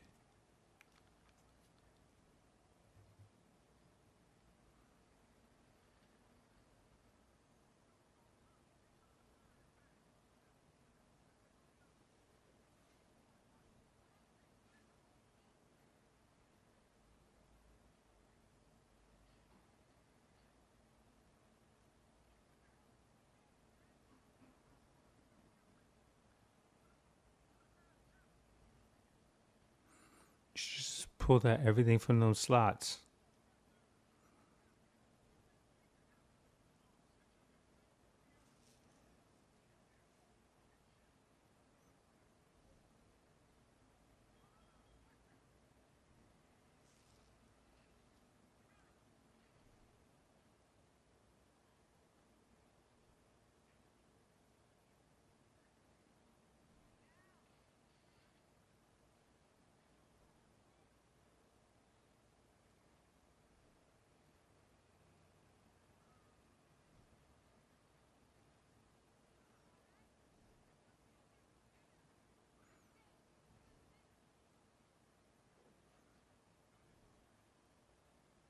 No news for you.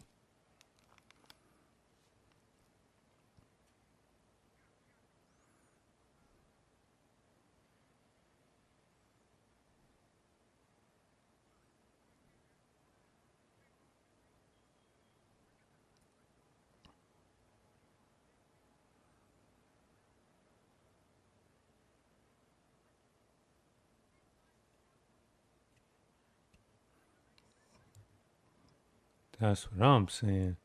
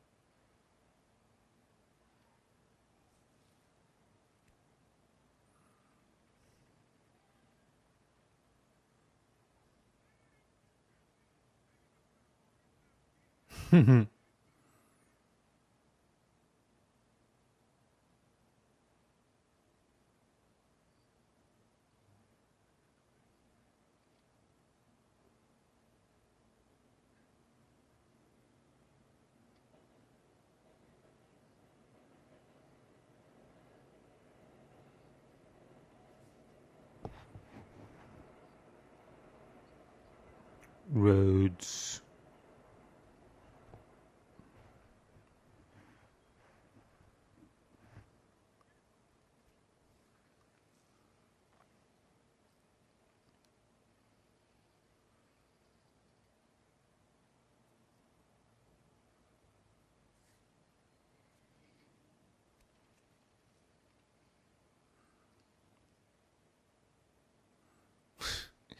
Do we really need to see the shells in slow motion?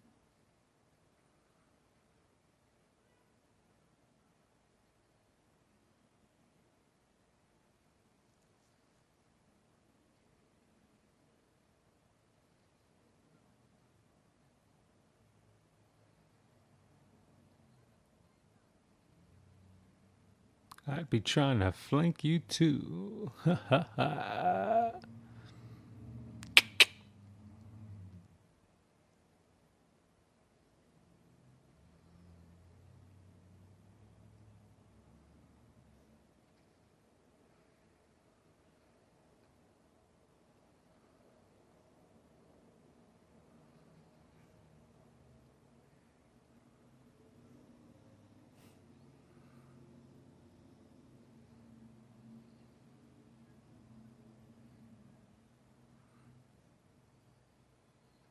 Let me guess, because you're black, you can't swim.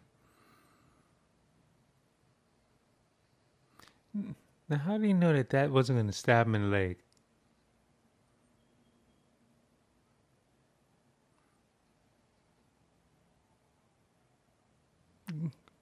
Grab your door.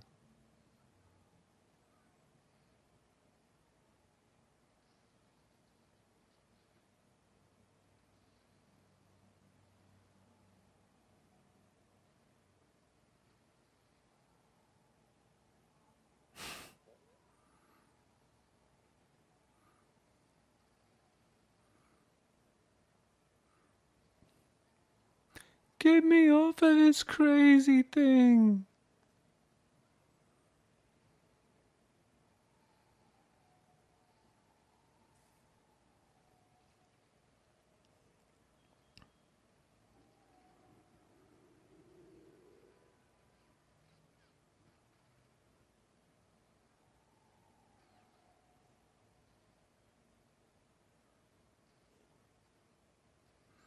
Gets his moment.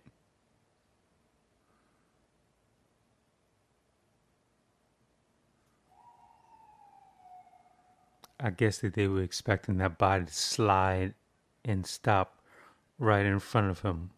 Yeah, shrinkage.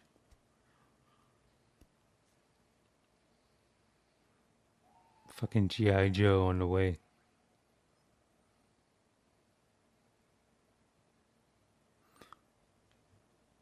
It's the two bros. The Shaw Brothers present.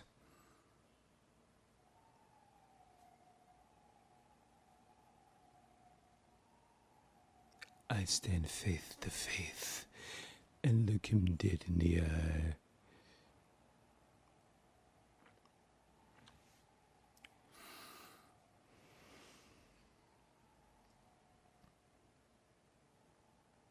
Unmask. Unmask. Yay!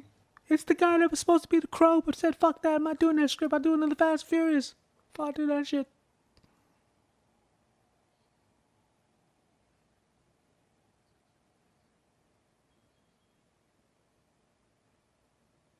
Arseholes, these arseholes.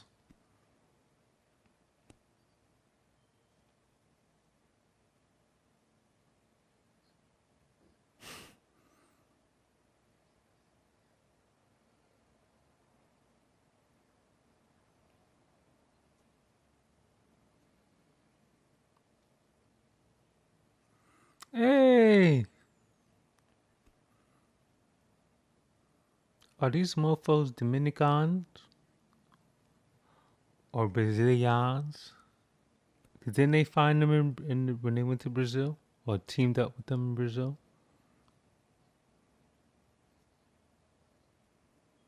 That'd be such a baby.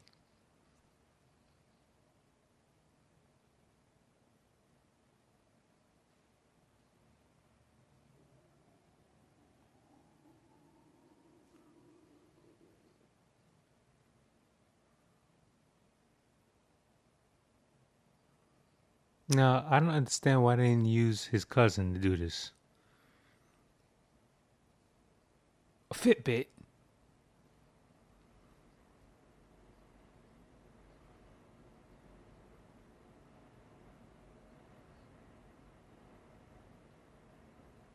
Your brother.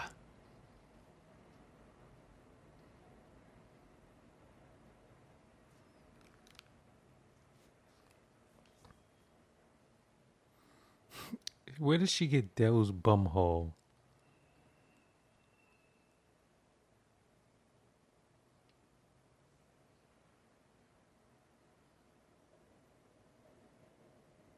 Here we go. Take another drink.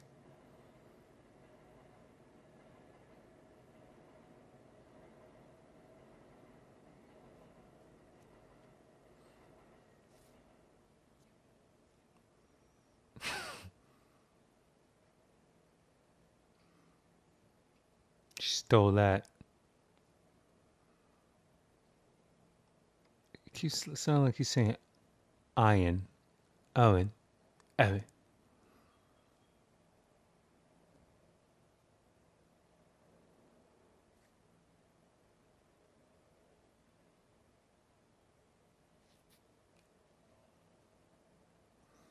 What's wrong, Seamus?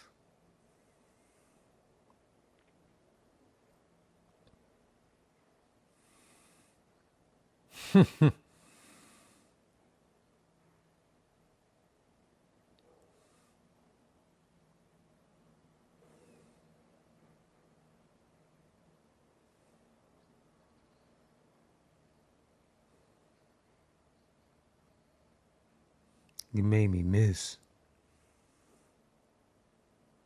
Should have straight punched him.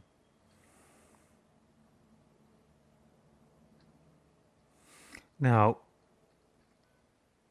we know that Holly was amazing, but when he slams him on that motherfucking hood, the impact it would have had on his back and his right there. Pow! Punched so hard, broke his neck. Just when he threw him on that fucking hood of the car, the impact on his back, pushing the breath through his diaphragm, would have already fucked him up. So he would not have been like really Grabbing them as hard as he was. rawr. That shit he did right in the camera. Rawr. Just took your foot off the tiger's neck. Rawr. I'm coming to get you. But I'll give you these Beats by Dre. Or are these Luda's headphones? Because I think he has headphones as well. No. No. Stop him.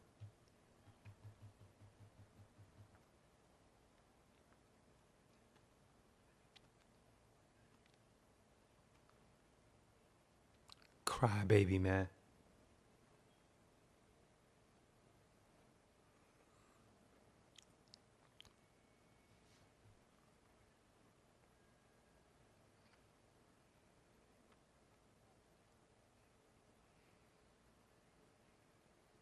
That wasn't that bad.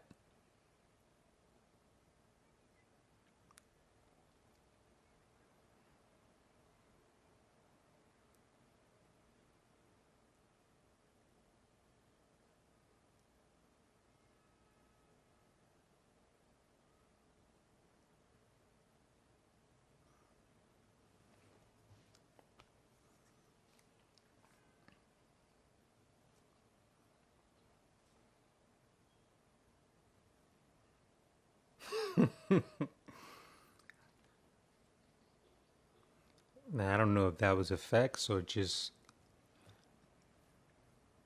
communication with the child that got him to respond. I have to check out the commentary from F. Gary. F. Gary Coleman. Is that a coincidence? His name is F. Gary, and then he does look like Gary Coleman.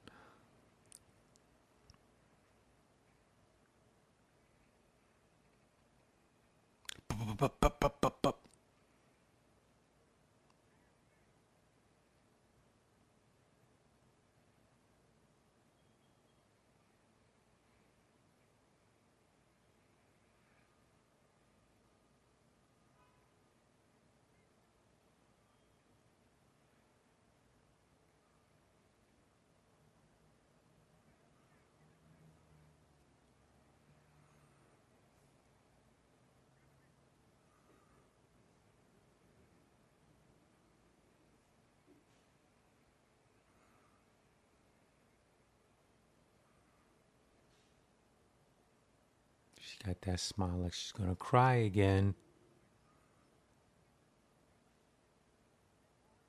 You got something trouble.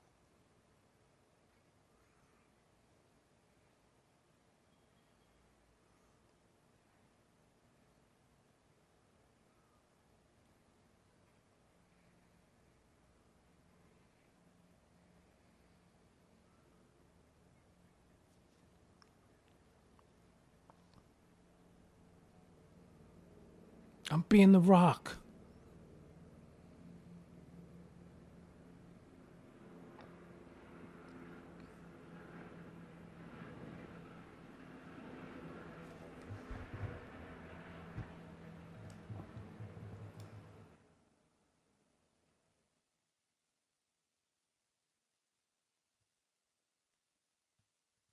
He's still kicking butt.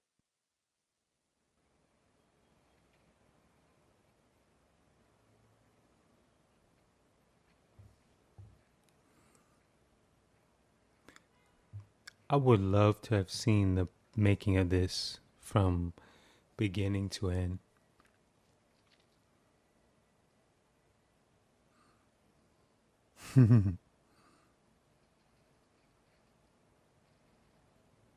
Go shoot a baby.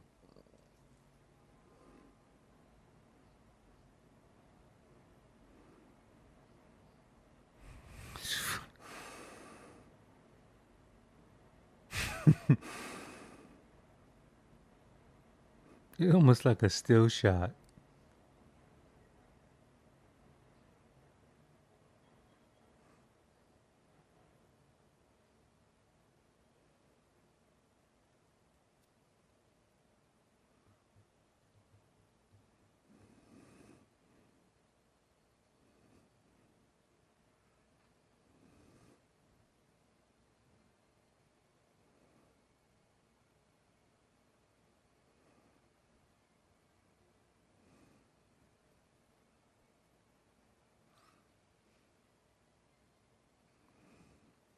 Probably bumped off a lot of her own men.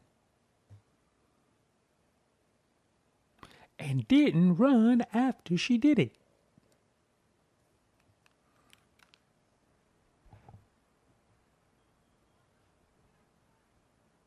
Why are you always screaming, yelling?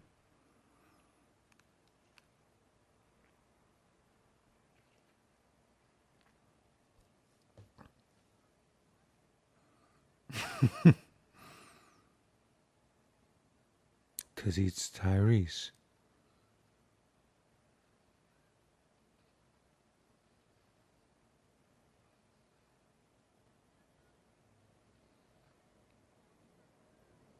Better pay attention to the goddamn road.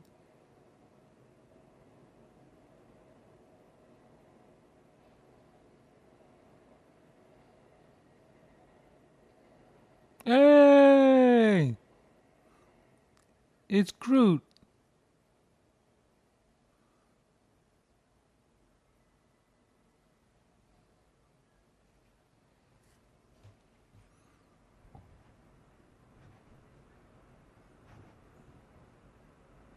We're just gonna let it get away.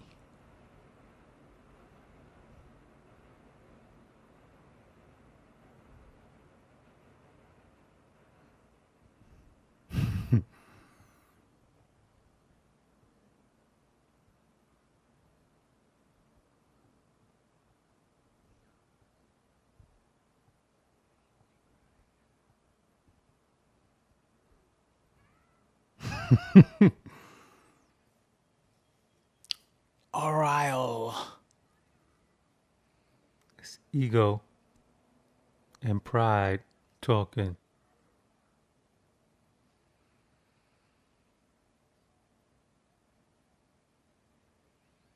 Pour the most heat up.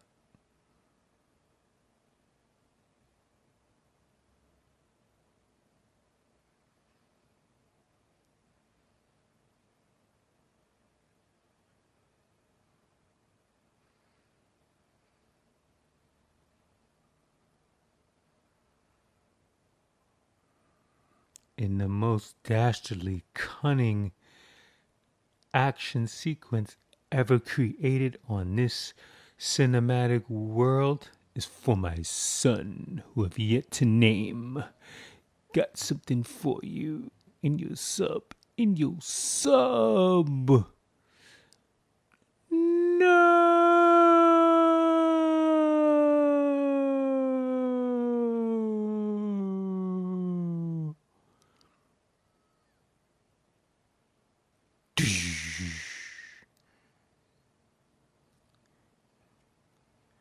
This move was so cool, I forgot about it. Ugh. The ice is unfucking forgiving. Especially on the shoulders. Shit.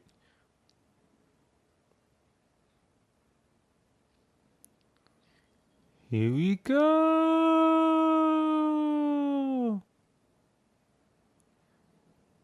They all happen double back, huh?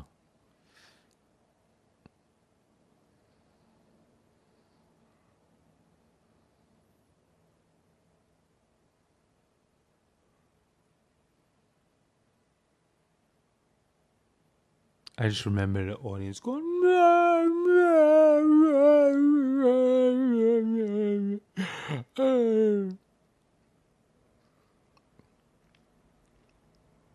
For some reason, I don't think he would have paused pulling the trigger.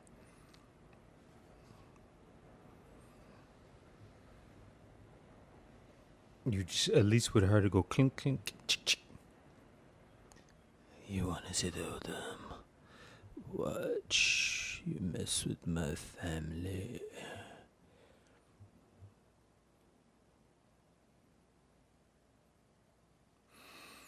Me mom. Family, time to take a drink.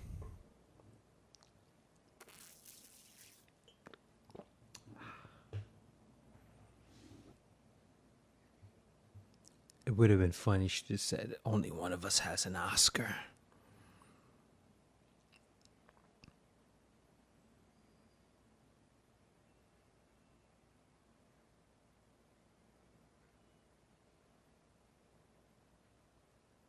Die, die, die. Only one of us has an Oscar.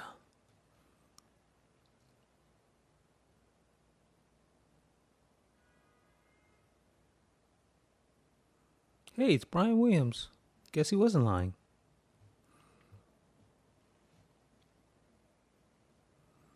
Should have kicked him right in the balls.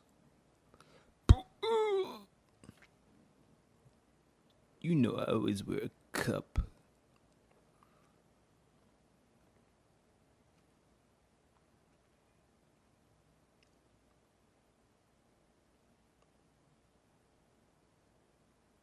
You gotta do say you got a fucking kid. She grabbed me on the side of the road, one in God's eye. I got a kid. Go fucking figure. And the cop is dead.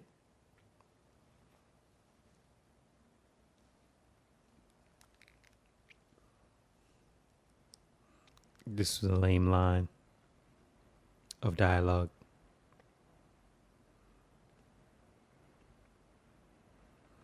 It would have been a better line if he would have said, hey Dom, You mind if I get a selfie with you or some shit like that? And then he could have said, you realize this is classified. Like, nobody gonna believe me. Bang, bang, bang. Here comes some more trip hop.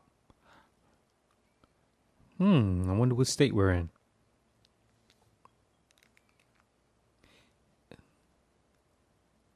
We are nearing the end of our journey here for the Fate and the Furious. God, the way they fucking capture the sun, man. Like, I would love to know the time of day they fucking filmed this. Look at the reflection off of the buildings. I mean, if that's a fake backdrop, that's some great fucking work.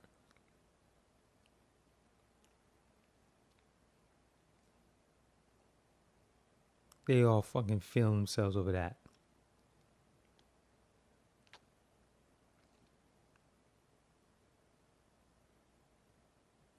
If you realize, I play this back, every time she says something, her eyes are always looking at Roman.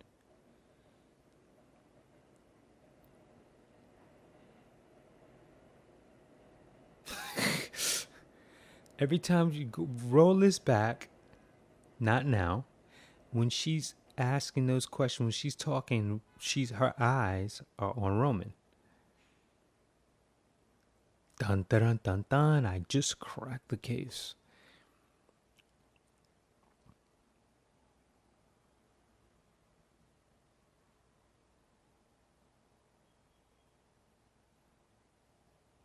Daddy's home.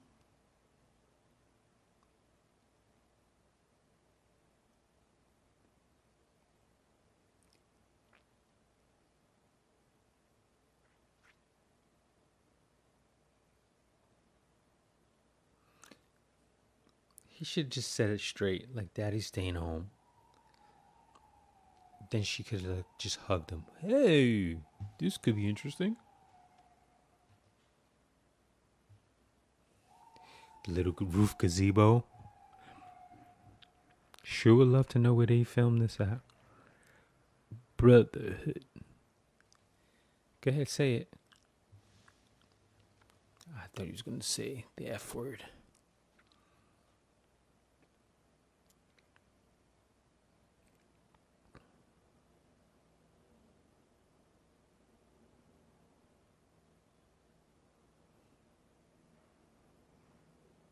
Get to cooking, buddy.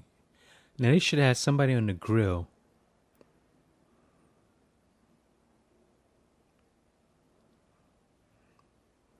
I mean, the perfectly timed smiles and everything. It was like...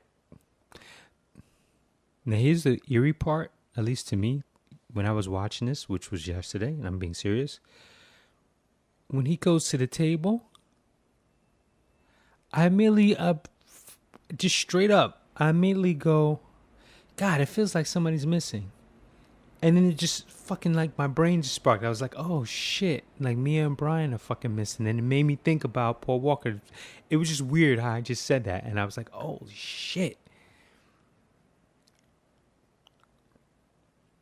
Just like right here, as they're just doing this, you know, the panning, they zoom in and, you know, they're doing all these shots. I'm just like, it feels like somebody's missing. And I was like, oh. All right. And the music just stops.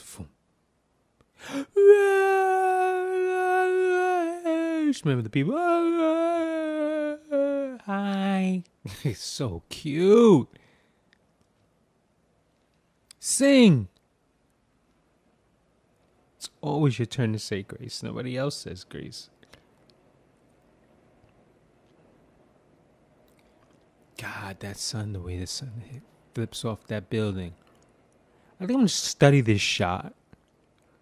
Because I'm very, very curious. If I'm a betting person, I'm going to say that they probably... And of course, as we close out... Well, let me go back to my prior thought. I'm gonna say it feels like morning. It feels like they set this up for morning, and then they probably finished off whatever they couldn't film, as the sun was setting, and just, you know, bounce between the days. I don't know how many days it took to shoot this, but I gotta go listen to the director's commentary. What I was gonna say is that this closes out with the now infamous, well-known, in my mind, well-respected song, or I'll say soundtrack queen, Kalani, because I realized as this song kicked in that it sounded like her, and then the guy says Kalani, and Kalani had two songs on two hit films, whether they stunk or not. This being the first, the second one being the Suicide Squad, and they both came out the same year. So put that in your pipe, smoke it. Wait a minute, am I tripping out? Maybe I'm tripping out. Maybe this. Yeah, I must be smoking crack, because I think the Fate and the Furious came out this year, right? Yeah, I'm smoking crack. I'm sorry, guys. I got it all fucked up. But thank you once again for listening to the many ramblings of me. And Cigar de Sai is the loader. Just reading the credit. As we fade out with, the trip hop, pop hop conglomeration of tracks that roll over the credits, under the credits, as they normally do. And like I said, at the end of this was supposed to be a setup with Decker and Hobbs, and then it got deaded. That's as the rumor goes. It was filmed, and what's the face Spaz, the Vin man Spaz, and said, "Why are you guys shooting shit without me knowing about it? Because I'm one of the biggest producers on this franchise, so kill it." But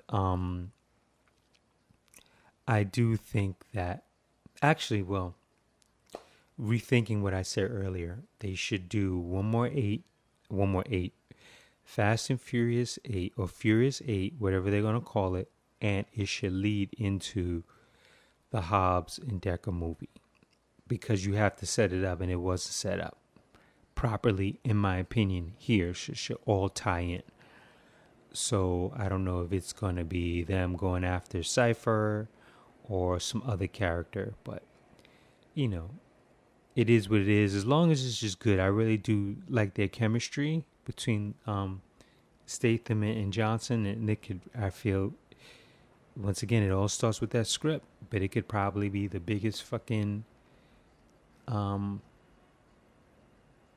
film of this franchise, a one-off or probably a two-off, because it'll probably be so successful they'll probably end up doing a sequel. But I really do think, once again, for you that are listening, thanks again. If you get a chance, check out, actually, if you really want to, if you have some time, watch The Fugitive with Harrison Ford, and then watch U.S. Marshals, and they should kind of let that be the standard, for the Hobbs Decker film, or the Hobbs Shaw film, rather, if they're going to really do that, or if they're just going to do Shaw on his own. It should kind of have that U.S. Marshals type of feel, where they're tracking down somebody, so, or they could include his sister, since they mentioned that his daughter was with his sister. That would be Nia Jax, of course. It could be Tamina. They're all related, but it is what it is. That's just my imagination going off. Nia Jax is a wrestler. You should look it up. Setting, and she's related. They're both related to Dwayne Johnson. So, I guess but just that Nia Jax is getting a little bit more burn right now. As far as, there's a guy named Thor in the credits. She's walking the runways, and she's really hot right now. And of course, she's attractive. But that's enough for me running my chops. And I'm going to end it DJ what? Cheddar. I'm going to slide back off of this. Damn, it sounds like a lot of this music almost sounds very similar. I. Yeah. Yeah.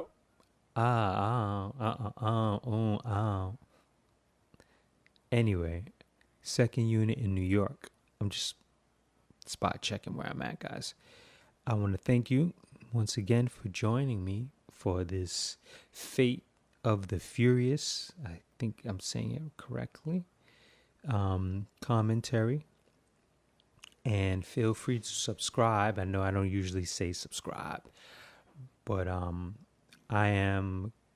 If you've made it this far, then you're gonna find out some new info I'm about to drop. I'm trying to put together some very interesting content for the listeners and the viewers. Don't think that I'm just solely a guy that's just doing commentary, but I like to try to be a man of action. We over here, we strive just to, surprise people and drop, projects out and not talk too much about them and just put it out there and see what you think about it. And if you'll continue to follow us, and hopefully you'll track down, you'll find us and you'll be, oh, okay, yeah, it's commentaries, and you listen to the commentaries and the podcast, which I'm going to drop another one soon. I'm just trying to get, more intel. I don't want to just keep every week talking about DCEU, even though I will comment on it, but it kind of gets a little old. So I'm just kind of, picking my spots. I may not be like the typical person that's going to drop a podcast every week, but I want to have enough information so that I can give my little 2 cents, regarding my feelings on the industry as a whole. So hopefully in due time you will see some of this content, and keep enjoying these commentaries. And I'm probably going to get a partner in crime to do these commentaries, or some guests to tag along with this. So, all right, that's it. I'm out. As the credits are still rolling, I was trying to see if I could talk to the end of the credits. I got like a minute or something, so maybe I could just run my mouth just a little bit more. Yeah, so as I was saying, trying to put together some content. Actually, I think that might be part of the podcast. Hey Ma, written by Tanashi. Tanashi sang on a track in the Fast and Furious. Interesting. Yeah, I think that'll be. Yeah, it is the Fate of Furious. I just saw the credit go up. Yeah, I think that's going to probably be part of the podcast. A little bit into the ongoings of the silent film group. And they filmed the majority of this in Georgia, huh? Interesting. A lot of filming going on in Georgia. And Ohio. And of course, New York. And Canada. Okay, so... Oh shit, God's Eye Security and Controls, trademark of Shaun White and Jade White. I wonder if that's the skier Shaun White. Interesting. So we do know that there's really a God's Eye. Unless just the use of the term. Anyway, we out, folks. Peace. Ciao, bella.